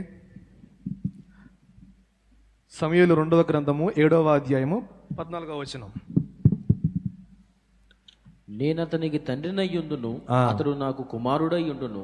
అతడు పాపము చేసిన ఎడల నరుల దండముతో మనుషులకు తగులు దెబ్బలతోనూ అతని శిక్షింతును గాని, నిన్ను స్థాపించుటకై నేను కొట్టివేసిన సౌలునకు నా కృప దూరమైనట్లు అతనికి నా కృప దూరము చేయను. ఇక్కడ మాట అన్నారా అండి? సౌలుకు దేవుని కృప దూరం అయిపోయిందంట. సౌలు రాజుకు దేవుని కృప దూరం అయిపోయిందంట. సౌలుకు దూరమైనట్లుగా నీ బిడ్డకు దూరం చేయను. దావీదు, సౌలు నా కృపకు దూరం అయిపోయాడు. మనుషులందరి దృష్టికి సౌలు గొప్పవాడే కావచ్చు, మనుషులందరి దృష్టికి సౌలు నీతిమంతుడే కావచ్చు, సౌలు ఏ తప్పు చేయకపోయి ఉండొచ్చు, కానీ నా కృపకు దూరంగా ఉన్నాడు, నా మనసుకు దూరంగా ఉన్నాడు సౌలు. కానీ నువ్వు అలా కాదు దావీదు, నువ్వు తప్పు చేశావు, పాపము చేశావు, నాకు నచ్చని హేయమైన కార్యము చేశావు. అలా చేసినా కూడా నన్ను వదిలిపెట్టలేదు కదా, నా పాదాలే పట్టుకున్నావు కదా, నా వెన్నంటే ఉన్నావు కదా. చూడండి దావీదు, చూడండి అక్కడ ఒకసారి నేను ఒక అధ్యాయం చూపిస్తాను. సమూయేలు రాసిన రెండవ గ్రంథమే 12వ అధ్యాయం తీయండి.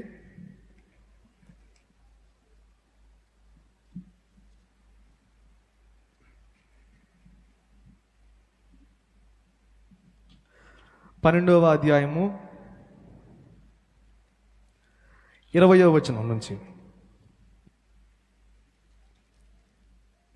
అప్పుడు దావీదు నేల నుండి లేచి స్నానము చేసి తైలము పూసుకొని వేరు వస్త్రములు ధరించి యెహోవా మందిరములో ప్రవేశించి మ్రొక్కి తన ఇంటికి తిరిగి వచ్చి భోజనము తెమ్మనగా వారు వడ్డించిరి. చాలు, ఈ మాటలు వినండి జాగ్రత్తగా. దావీదు బెత్షెబాను తెచ్చుకొని పాపం చేస్తాడు, ఊరియాను చంపించి ఘోరమైన పాపం చేస్తాడు, దేవునికి నచ్చని అసహ్యకరమైన పాపం చేస్తాడు.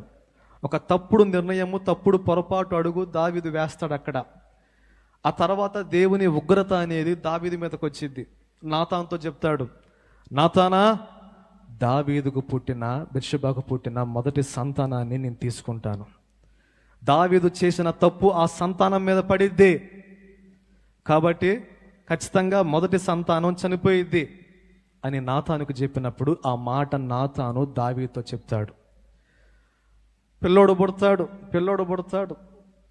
దావీదు మోకాళ్ళేసి సాష్టాంగపడి ప్రార్థన చేస్తూ ఉంటాడు, ఏడుస్తూ ఉంటాడు, అయ్యా కనికరించు, నా పాపాన్ని క్షమించు, ఆ బిడ్డను కాపాడు అని ప్రార్థన చేస్తాడు. ఎంతో వేడుకుంటాడు యేసుప్రభువుని, దేవుణ్ణి. ఎంత వేడుకున్నా చివరికి పక్కన స్వరం వినిపించేది, దావీదు గారు మీ అబ్బాయి చనిపోయాడండి అని. ఆ మాట విన్న వెంటనే వాస్తవానికి దావీదు ప్లేస్లో మనం ఉంటే దేవుణ్ణి తిట్టేవాళ్ళం. సరే, నేను తప్పు చేశాను, ఇంత పశ్చాత్తాపడ్డా కదా, ఇంత వేడుకున్నా కదా, ఇంత మోకాళ్ళుని ఉపవాసం ఉండి ప్రార్థన చేశా కదా, మరి నా బిడ్డను కాపాడొచ్చు కదా. ఏం దేవుడు పోయా నువ్వు? కొన్నిసార్లు మన ప్రార్థనలు ఇంతే ఉంటాయండి. ఎవరి కోసమో మనం మోకాళ్ళు వేసి కన్నీళ్లతో ఎంతో ప్రార్థన చేస్తాం, ఎంతో కన్నీళ్లు గారుస్తాం. కొన్నిసార్లు మన ప్రార్థనకు జవాబు రానప్పుడు దేవుని మీద కోపం వచ్చిద్ది. ఏం దేవుడో ఏమో, ఎంత కష్టపడి ప్రార్థన చేశాను. కొంతమంది స్త్రీలు ప్రార్థన చేస్తారు తమ భర్తల కోసం, కొంతమంది పురుషులు ప్రార్థన చేస్తారు తాము చేస్తున్న పనుల నిమిత్తం కావచ్చు, వాళ్ళకున్న కష్టాలు బాధల నిమిత్తము. కొన్నిసార్లు ప్రార్థనకు జవాబు రాదండి. ప్రార్థనకు జవాబు రానప్పుడు దేవుని మీద కోపం వచ్చింది. ఏం దేవుడో ఏమో, ఎంత తగ్గించుకొని ఎంత వేదనతో ప్రార్థన చేసినా కూడా ఎటువంటి ఉపయోగం లేదు అనుకొని దేవుణ్ణి దూషించిన మెట్లో చాలామంది ఉంటారు క్రైస్తవుల్లో. పైకేమో మంచి వాళ్ళలాగా ఉంటారు, పైకేమో అన్నయ్య నాకు దేవుడు అంటే చాలా ఇష్టం అంటారు, లోపల దేవుడిని తిడతా ఉంటారు. కానీ దావీదు అలా చేయలా. చెప్తారు సైనికులు వచ్చి, అయ్యగారు, రాజుగారు, అబ్బాయి చనిపోయాడండి. చనిపోయాడా సరే అని చెప్పి లేచి తైలం పూసుకొని స్నానం చేసుకొని దేవుని మందిరానికి మళ్ళీ దేవుని సన్నిధికే వచ్చి ఆయనకే మొక్కుతాడు, అయ్యా నువ్వు ఏం చేసినా న్యాయమే తండ్రి, నువ్వు ఎలా చేసినా న్యాయమే దేవా, నీ తప్పు ఏమీ లేదు, నువ్వు న్యాయవంతుడవు, తప్పేమన్నా ఉంటే నాదే, నేనే దోషిని అని ఆయన పాదాలు పట్టుకొని ఆయన వద్ద క్షమాపణ పొందుకొని బయటకు వస్తాడు. వాళ్ళందరూ ఆశ్చర్యంగా చూస్తూ ఉంటారు. రాజుగారు, మీకేం కోపం రావట్లేదా మీ దేవుడి మీద? ఏందండి ప్రశాంతంగా లేచారు, ఆనంది అంటున్నారు, నవ్వుతున్నారు, హాయిగా ఉన్నారు, ఏంది మీకేం కోపం రావట్లేదా? లెక్క ప్రకారం మీరు యెహోవాను దూషించాలి కదా. అసలు మీ అంత ప్రార్థనా పరులు ఎంత కష్టపడ్డారండి. వారం రోజులు ఒక ముద్ద అన్నం తినలేదు మీరు.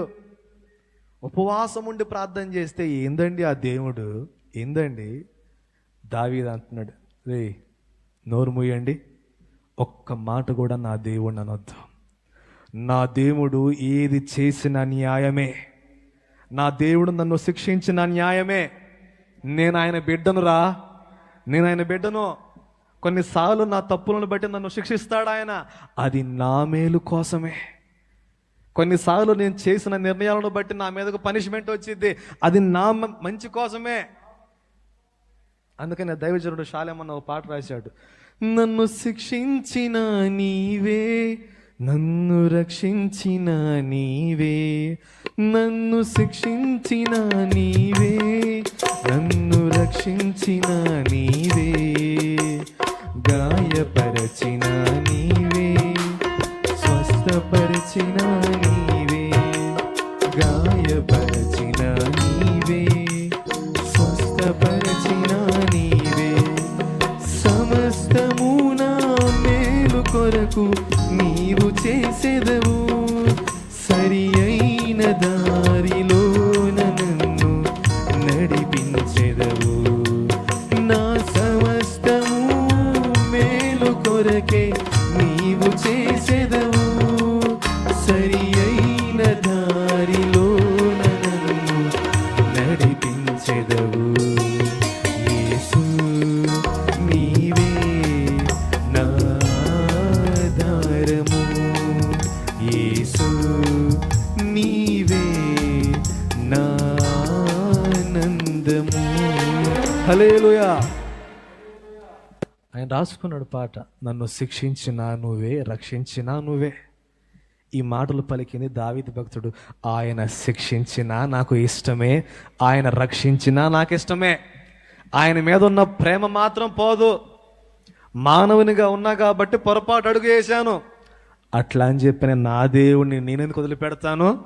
ఓకే, శిక్ష వేశాడా, భరిస్తాను, కానీ ఆయన పాదాలు వదిలిపెట్టను అని దేవుని సన్నిధినే పట్టుకున్నాడండి దావీదు. దేవుని సన్నిధినే పట్టుకున్నాడు దావీదు. ఈరోజు మనం అట్లా చెయ్యం. చిన్న పొరపాటు అడుగు వేయగానే ఇంక వెనక్కి వెళ్ళిపోవటమే. ఏదో తప్పు చేస్తాము, పనిష్మెంట్ వచ్చింది మన మీదకి, ఇంకా దేవుణ్ణి దూషించి తిట్టి, ఏం దేవుడు నువ్వు, ఎంత ప్రార్థన చేశా నీకు, ఏముంది ఉపయోగం నీకు అని. అలా లేడు దావీదు. తప్పు చేసినా దావీదుకు నమ్మకం ఉంది, నా దేవుని పాదాలు పట్టుకుంటే తిరిగి నన్ను లేవనెత్తుతాడు అని. దేవునికి స్తోత్రం. భక్తులు దాన్ని గమనించారు. ఆయన బలహీనత ఏంటో చెప్పనా? ఒకవేళ మనం తప్పులో పడిపోయినా సరే ఆయన పాదాలు పట్టుకొని, దేవా నాకు మరొక అవకాశం ఇవ్వవా, నాకు మరొక ఛాన్స్ ఇవ్వవా అని మనం అడిగినట్లయితే, ఇదిగో ఒకప్పుడు మనం చేసేది కొంతే, ఒకప్పుడు మన జీవితంలో ఉన్న ఆశీర్వాదం కొంతే, పడిపోయి లేచిన తరువాత ఆయన ఇచ్చే ఆశీర్వాదం శాశ్వత కాల ఆశీర్వాదం. హల్లెలూయా. ఇంకా అనుభవం వచ్చింది మనకి. దేవునికి వ్యతిరేకమైన అడిగేస్తే ఏమైందో అనుభవం వచ్చింది. ఎన్ని దెబ్బలు తింటామో అనుభవం వచ్చింది. ఇంకొదిలిపెడతాం ప్రభువుని? ఇంకొదిలిపెడతామండి? దేవునికి స్తోత్రం చెప్తారా? హల్లెలూయా. రీసెంట్గా అని చెప్పే ఎగ్జాంపుల్, తల్లి చెప్పిద్ది కొడుక్కి, అరే వర్షం పడుతుంది, వర్షంలోకి వెళ్ళావంటే జలుబు చేసి జ్వరం వచ్చి ఇబ్బంది పడతావరా అని తల్లి చెప్పిద్ది. కొడుకు మాట వినకుండా తల్లికి నచ్చినట్టుగానే వర్షంలోకి వెళ్ళి తడుస్తాడు, బాగా తడిచొస్తాడు, ముద్దుగా తడిచొస్తాడు. సాయంత్రం పూటకి తుమ్ములు స్టార్ట్ అవుతాయి. తుమ్ములు స్టార్ట్ అవుతాయి. కొద్దిసేపటి తర్వాత ఒళ్ళంతా వెచ్చబడిపోయిద్ది, జలుబు చేసి జ్వరం వచ్చిద్ది. అప్పుడు ఆ తల్లి ఏం చేసిద్దండి? ఇంట్లోనే కూర్చోబెట్టి ఇంట్లోనే ఉండు నాయన అంటదా? ఇంట్లోనే ఉండు నాయన తగ్గిపోయిద్ది అంటదా? ఆ తల్లి ఏం చేసిద్ది? వెంటనే వాడిని తీసుకొని హాస్పిటల్లో పరిగెత్తుకొని పోయిద్ది. హాస్పిటల్లోకి పోయిన తర్వాత డాక్టరు జస్ట్ చేయి పెట్టగానే బాగుపడతాం మనం? చేయి పెట్టగానే అట్టు పెట్టగానే బాగుపడతామా? ఏం చేస్తాడు డాక్టరు? తీస్తాడు. ఏం చేస్తాడు? ఇంజక్షన్ తీస్తాడు. నా చిన్నప్పుడేమో ఇంజక్షన్లు చిన్నగా ఉండేవి, మరి ఇప్పుడేందో జంతువులకు పడిచే ఇంజక్షన్లు కూడా మనుషులకు పడుతున్నారు. తీస్తాడు. ఆడు ముందు పెట్టగానే వాడు అమ్మో అమ్మా వద్దమ్మా వద్దమ్మా అంటాడు. తల్లి వదిలిపెట్టిద్దా? వదిలిపెట్టిద్ది తల్లి. వాడిని గట్టిగా పట్టుకొని, ఎరా పోయావుగా, వద్దన్నా పోయావుగా, మరి తప్పదు భరించు. ఎవరు? తల్లే. కొడుకు కన్నీళ్లు పెట్టుకుంటే చూసి తట్టుకోలేని తల్లి, అదే తల్లి కొడుకు తప్పు చేయటం ద్వారా వచ్చిన ఆ శిక్షను కొడుకు భరిస్తున్నప్పుడు గట్టిగా పట్టుకుంటుంది. ఇంకేం చేస్తాడు డాక్టరు? ఇంజక్షన్ పడవగానే ఇంకా వాడు అడుగుస్తారు చూడండి, మామూలుగా అరుస్తాడా? కేకలు పెడతారు. తల్లి మీద కోపం వచ్చిద్ది. ఏం తల్లమ్మా నువ్వు, రాక్షసమ్మా నువ్వు అంటాడు ఒక్కొక్క కొడుకు. కూతురేమో అసలు మా అమ్మకి నేను అంటేనే ఇష్టం లేదు, ఎప్పుడు ఆ డాక్టర్ని పిలిచిద్ది. ఆ డాక్టర్ వచ్చి ఇంజక్షన్ చేస్తాడు. చిన్నపిల్లలకు డాక్టర్ల పేరు చెప్తే భలే భయం పుట్టిద్దండి, అవునా కదా? మాకు కాంపౌండర్ ఉన్నాడు, సుధా అని చెప్పని. ఇంట్లో చిన్నపిల్ల ఉంది. సుధా వస్తున్నాడు అమ్మ అనగానే చాలు పరిగెత్తిద్ది. ఇంకా అడ్రస్ ఉండదు.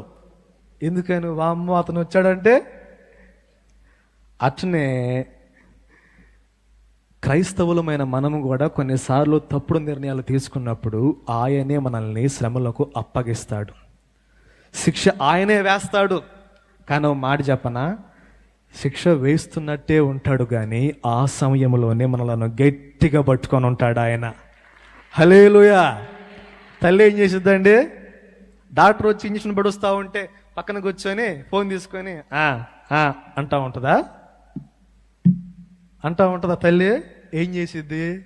అమ్మో ఆ నొప్పి తట్టుకోలేడేమో వాడు, ఆ నొప్పి భరించలేడేమో వాడు అని చెప్పి తన గుండెకు హత్తుకొని వానికి నొప్పి తెలియకుండా గట్టిగా పట్టుకుంటుంది తల్లి. దేవునికి స్తోత్రం చెప్తారా?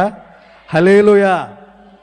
మనం చేసిన తప్పుడు నిర్ణయాలకు దేవుడు మనల్ని వదిలిపెట్టినట్టే ఉంటుంది కానీ ఆ సమయంలోనే మనల్ని ఇంకా గట్టిగా పట్టుకొని ఉంటాడు ఆయన. దేవునికి స్తోత్రం. ఇప్పుడు చెప్పండి అండి, ఇంజక్షన్ చేయించుకుంటాడు పిల్లోడు, ఇంకోసారి వర్షం పడితే పోతాడా? అక్కలో మీరు పోతాడా? మీరు చెప్పండి, పోతారా? పొరపాటునరే పోరా ఇప్పుడు పోరా అన్నా కూడా అమ్మో నేను పోను. ఎందుకని? పోతే ఏమైద్ది? నొప్పి వచ్చిద్ది. అట్లాగే దేవుడు కూడా మనం తప్పు చేసి పడిపోయిన తర్వాత అప్పు చెప్తాడు ఆయనే. భరించు అంటాడు. భరించి మనం ఇంకా తిరిగి వచ్చి ఆయన్ని పట్టుకున్న తర్వాత ఇంక మనం అరే మరి ఇప్పుడు తప్పు చేస్తావా? ఇంకేం చేస్తానయ్యా? ఇంకేం చేస్తాను? నేను ఎక్కడికి బాను, ఏం చేయను, నువ్వే నాకు కావాలా, నువ్వే నాకు ఆశ్రయం. చూడండి అండి, దావీదు ఆ బెత్షెబా ఊరియా విషయంలో తప్పు చేసిన తర్వాత దేవుని పనిష్మెంట్ వచ్చినాక మరలా తప్పు చేశాడా? చేయలా. ఇంక ఏదైనా జరగని, అయ్యా దేవా ఇంక నాకు వద్దయ్యా, నేను చూశాను, నేను చేసిన పాపాలకు ఎటువంటి పనిష్మెంట్ వచ్చిద్దో నేను చూశాను, ఇంకా నేను నిన్ను వదిలిపెట్టను. నయోమి కూడా మళ్ళీ వెనుదిరగల. మన నయోమి ఇంక తిరగల.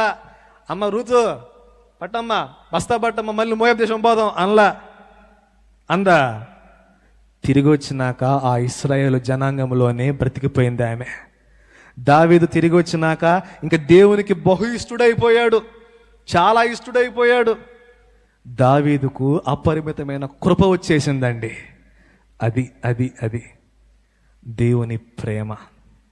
భక్తుల పొరపాటు నిర్ణయాలను కూడా నా దేవుడు వారికి ఆశీర్వాదకరంగా మార్చగలడు. హల్లెలూయా. ఈరోజు నీ జీవితంలో ఎటువంటి నిర్ణయాలు నువ్వు చేసుకున్నావో నాకు తెలియదు, కానీ నీకు తెలుసు. వాటి ద్వారా ఎటువంటి దుష్ఫలితాలు చూస్తున్నావో, ఎన్ని శ్రమలు భరిస్తున్నావో, ఎన్ని కష్టాలు భరిస్తున్నావో సమస్తము నీకు తెలుసు. నీకు ఐడియా ఉంటుంది, ఇటువంటి శిక్ష నేను భరిస్తున్నాను అంటే అది నా తప్పే, ఇంత హింస నేను భరిస్తున్నాను అంటే అది నా తప్పే అని నీకు తెలుసు. ఆ విషయాన్ని నువ్వు గ్రహించిన రోజున దేవుని పాదాలు పట్టుకుంటే, దేవుని శరణను వేడుకుంటే, ఇదిగో ఆ కన్నీళ్లను కూడా తీసివేసి నీకు శాశ్వతమైన ఆశీర్వాదం ఇవ్వగలడు. హల్లెలూయా. ఓ చెల్లి, నాకు తెలిసిన ఒక సోదరి ఈ విధంగానే ఒక తప్పటి అడుగు వేసి ఒక అన్యుడిని పెళ్లి చేసుకుంది. వానికి యేసు ప్రభువు అంటే పడదు, వానికి యేసు ప్రభువు అంటే పడదని చెప్పని వానికి నచ్చినట్లుగా జీవించింది. వాడు ఎక్కడికి తీసుకుని వెళ్తే అక్కడికి వెళ్ళింది. గుడికంటే గుడికి పోయింది, బడికంటే బడికి పోయింది, ఏం చెప్పినా చేసింది. ఎందుకనే? ఆయన మంచిగా చూసుకుంటే నన్ను మంచిగా చూసుకుంటాడు అని. 6 నెలలు బాగా చూసుకున్నాడు. 6 నెలల తర్వాత నుంచి టార్చర్ స్టార్ట్ చేశాడు. కొట్టటం, రోజు తాగటం, కొట్టటం. అమ్మా నాన్న దగ్గరికి వెళ్తే అమ్మా నాన్న ఏమంటారు, చేసుకున్నావుగా, నువ్వే చేసుకున్నావుగా, పడు, నువ్వే పడే మొత్తం అని వాళ్ళు నడుస్తున్నారు. అత్తింటికి వస్తేనేమో భర్త టార్చర్ చేస్తున్నాడు. తన తప్పు తాను తెలుసుకుంది. ఆమె తిరిగి వచ్చింది. దేవుని సేవకుని వద్దకు వచ్చి ఒప్పుకొని, అన్నా నేను తప్పు చేశా అన్నా, పొరపాటు అడుగు వేశా అన్నా, తప్పుడు నిర్ణయం తీసుకున్నాను, మనుషులను నమ్మి నేను మోసపోయానన్నా, నా జీవితంలో ఘోరమైన పాతకం చేశాను నేను, నా క్షమాపణ ఉంటుందా? నన్ను దేవుడు మరలా దీవించగలుగుతాడా? దేవుడు మరలా నాకు నూతన జీవితాన్ని ఇస్తాడా అని ఆ సోదరి అడిగితే దానికి సేవకుడు చెప్పాడు, అమ్మా ఈ రోజుకైనా తెలుసుకుని వచ్చావు కదా, ఈ రోజుకైనా తెలుసుకొని ఇక్కడ అడుగు పెట్టావు కదా, ఇదిగో వెళ్ళి ఆయన పాదాలు పట్టుకో, ఆయన పాదాలు పట్టుకో, నీ జీవితాన్ని ఆయనే మారుస్తాడు. తప్పుడు అడుగు వేశావు, నీకు నచ్చినట్టుగా బ్రతికావు, పనిష్మెంట్ చూసావు కదా, ఇప్పుడు పోయి ఆయన పాదాలు పట్టుకో అంటే ఆ సోదరి దేవుని సన్నిధిలోకి వచ్చి మోకాళ్ళు నిందండి, ప్రార్థన చేసింది.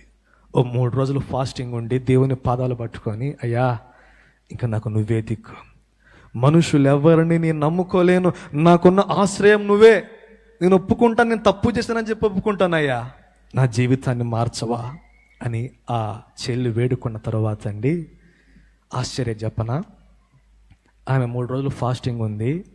3 నెలల తర్వాత ఆమె భర్త దేవుని సన్నిధిలోకి వచ్చారు. అతను బాప్తిసం తీసుకున్నాడు. హల్లెలూయా. ఎలా చెయ్యగలడు ఆయన? ఎలా అంటే పాసిబుల్ ఆయనకే. మనకు చేతగానివి ఏవైనా సరే ఆయన చేతికి అప్పచెప్పడమే మన పని.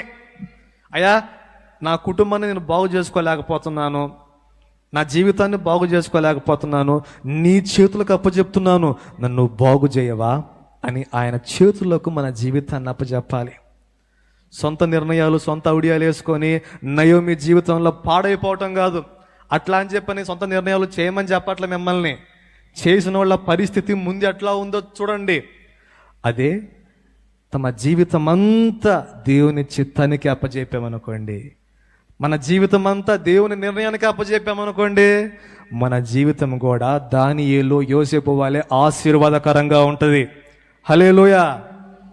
యోసేపు జీవితం కూడా మనందరికీ మాదిరే అండి. ఎన్నో ఇబ్బందులు వచ్చినాయి, ఎన్నో కష్టాలు వచ్చినాయి, ఎన్నో అవకాశాలు వచ్చినాయి మంచి లైఫ్కి. పోతీఫెరు భార్య ఆఫర్ ఇచ్చింది, యోసేపు నువ్వు నా మాట విన్నావంటే ఇదిగో ఈ ఇంటి మొత్తానికి నేను యజమానుని చేస్తాను, నీ ఇష్టం వచ్చింది చేసుకోవచ్చు అని పోతీఫెరు భార్య ఆఫర్ ఇచ్చింది. కానీ దేవుని కోసం నీతిని వదిలిపెట్టలా. దేవుని కోసం, దేవుడిచ్చిన మాట కోసం, ఆయన దర్శనపు నెరవేర్పు కోసం తన ముందు అవకాశాన్ని కూడా చేజార్చుకున్నాడు ఆయన. ఇటువంటి పాప బ్రతుకు నాకొద్దు, నాకు కష్టమైన నష్టమైన ఏదైనా భరిస్తాను, కానీ తప్పుడు నిర్ణయం తీసుకోను, తప్పుడు అడుగు వేయను అని యోసేపు తన ముందున్న అవకాశాన్ని, పాపపు అవకాశాన్ని కూడా తిరస్కరించాడు, పారిపోయాడు. తద్వారా నా దేవుడు వదిలిపెట్టాడా యోసేపుని? వదిలిపెట్టాడా? పోతిఫెరో యొక్క రాజు ఫరో అయితే ఆ ఫరోకే రాజును చేసి పెట్టాడు నా యేసయ్య. హల్లెలూయా. బలహీనతల్లో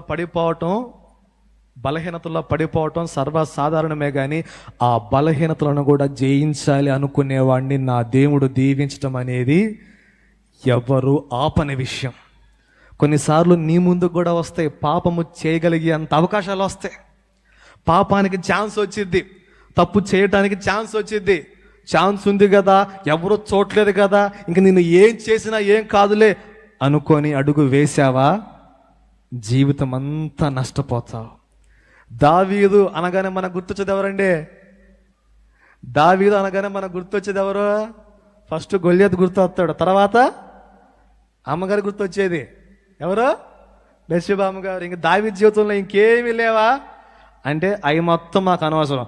దావీదు తప్పు చేశాడు, ఆమె పేరు బెత్షెబా. అటువంటి బ్రతుకు మనకు రాకూడదు.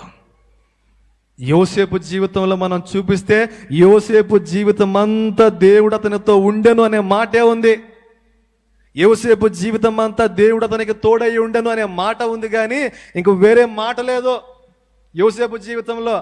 కానీ ఇంక నువ్వు ఏ భక్తునైనా చెప్పు, దావీదు జీవితం తీసుకోండి, సంసోను జీవితం తీసుకోండి, వేరే వేరే వ్యక్తులకు ప్లేసులు ఇచ్చారు, కానీ ఈ యోసేపు మాత్రం తన జీవితం అంతా దేవునికే ప్లేస్ ఇచ్చాడు, దేవునికే అప్పచెప్పుకున్నాడు. నువ్వు ఏం చేసినా ఎలా చేసినా నీకే స్తోత్రమయ్యా అనుకొని దేవుని చేతికి తన జీవితాన్ని అప్పచెప్పాడు. ప్రయాణం కష్టంగా ఉన్నప్పటికీ భరించాడు, కానీ ఎన్నడూ దేవుణ్ణి దూషించలా, ఎన్నడూ దేవుణ్ణి తిట్టలా. కానీ తెలుసా, ఆ యోసేపును తీసుకొని ఆశీర్వాదకరమైన పాత్రగా నా దేవుడు చేశాడు. హల్లెలూయా. దేవుణ్ణి తిట్టే ఆలోచన చేయటం అనేది చాలా ప్రమాదకరం. నీకున్న కష్టాలు, బాధలు, ఇబ్బందులు చూసుకొని దేవుడు నాకేం చేశాడు అనటం తప్పు. దేవుడు ఏది చేసినా నా మేలు కోసమే అనుకున్నావనుకో, ఇదిగో నీ జీవితము కూడా ఆశీర్వాదకరమైన పాత్రగా నా దేవుడు చేయగలడు. అలా చేసిన వాళ్ళ జీవితాలు ఎన్నో ఈ గ్రంథంలో ఉన్నాయి. దేవునికి స్తోత్రం చెప్తారా? ఈరోజు మీ జీవితాలే కావచ్చు, దైవజనుల జీవితాలు కావచ్చు, ఎన్నోసార్లు వచ్చిన శ్రమలను బట్టి కృంగిపోతారు. ఏంటో దేవుడు నా ప్రార్థన ఆలకించట్లా అని అనిపించిద్ది. కానీ అటువంటి సమయంలో కూడా సాతానుకు ప్లేస్ ఇవ్వకుండా, దేవా ఏం జరిగినా నీకే స్తోత్రం అయ్యా అని దేవునికి అప్పజెప్పుకున్న వాళ్ళు నా దేవుని దీవెన పొందుతారు. ఆమేన్. దేవుడి మాటలను దీవించును గాక. అందరం మోకాళ్ళ మీద కొద్దాం, ప్రార్థన చేద్దామండి.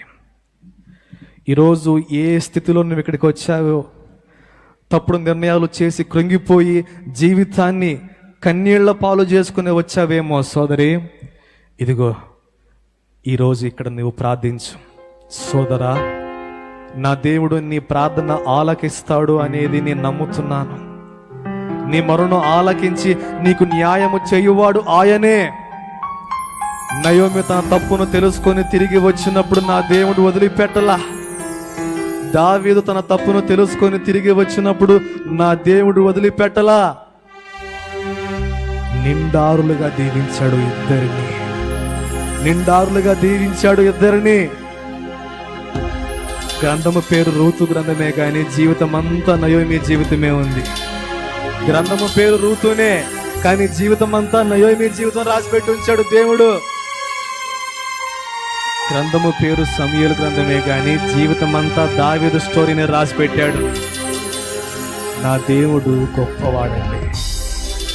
పడిపోయిన స్థితిలో ఉన్నవారు తిరిగి తన వద్దకు వచ్చినప్పుడు, తప్పు చేశాము దేవా, తప్పుడు నిర్ణయాలు తీసుకున్నాము, మా జీవితం విషయంలో కీలక మలుపుల్లో పొరపాటు ఎంపికలు చేశాము, మమ్మల్ని కాపాడవా, మమ్మల్ని దర్శించవా అని ఆయన పాదాలు పట్టుకున్నప్పుడు మరలా మరలా మరలా మనల్ని దీవించగలిగిన గొప్ప దేవుడు యేసయ్య.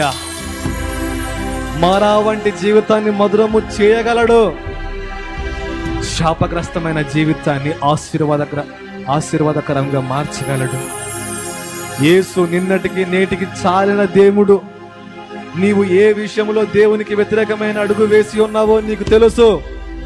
నీవు దాన్ని ఒప్పుకో. అయ్యా ఎన్నో తప్పుడు నిర్ణయాలు తీసుకున్నాను. నీ కృపకు దూరమైపోయే ఎన్నో అడుగులు వేశాను దేవా. నన్ను క్షమించవా, నాకు మరొక అవకాశం ఇవ్వవా, నన్ను నీ కృపకు దగ్గరగా తీసుకుని రావా అని ప్రభువును వేడుకో. ఇదిగో దావీదును దీవించినట్లుగా నువ్వు నా దేవుడు దీవిస్తాడు. దావీదును ఆశీర్వదించినట్లుగా దావీదును మూల పురుషుడిగా ఎలా పిలువబడ్డాడు ఆయన? దావీదు కుమారుడా, దావీదు కుమారుడా అని పిలువబడ్డాడు. ఈరోజు నీవు కూడా దేవుని సన్నిధిలో అలా తగ్గించుకో. నీ పాపములన్నీ ఒప్పుకొని ఆయన కృప కొరకు వేడుకో. నీ దేవుడుగా పిలువబడతాడు ఆయన. నీ సమాజంలో నీవు ఏ పేరైనా కావచ్చు. ఈరోజు నీకు ఒక పేరు ఇచ్చాడు దేవుడు. ఆ పేరు కలిగిన దేవుడిగా కనిపిస్తాడు ఆయన. ఈరోజు మనమంతా చెప్పగలుగుతున్నాము షాలేము రాజు దేవుడా అని. ఎలా?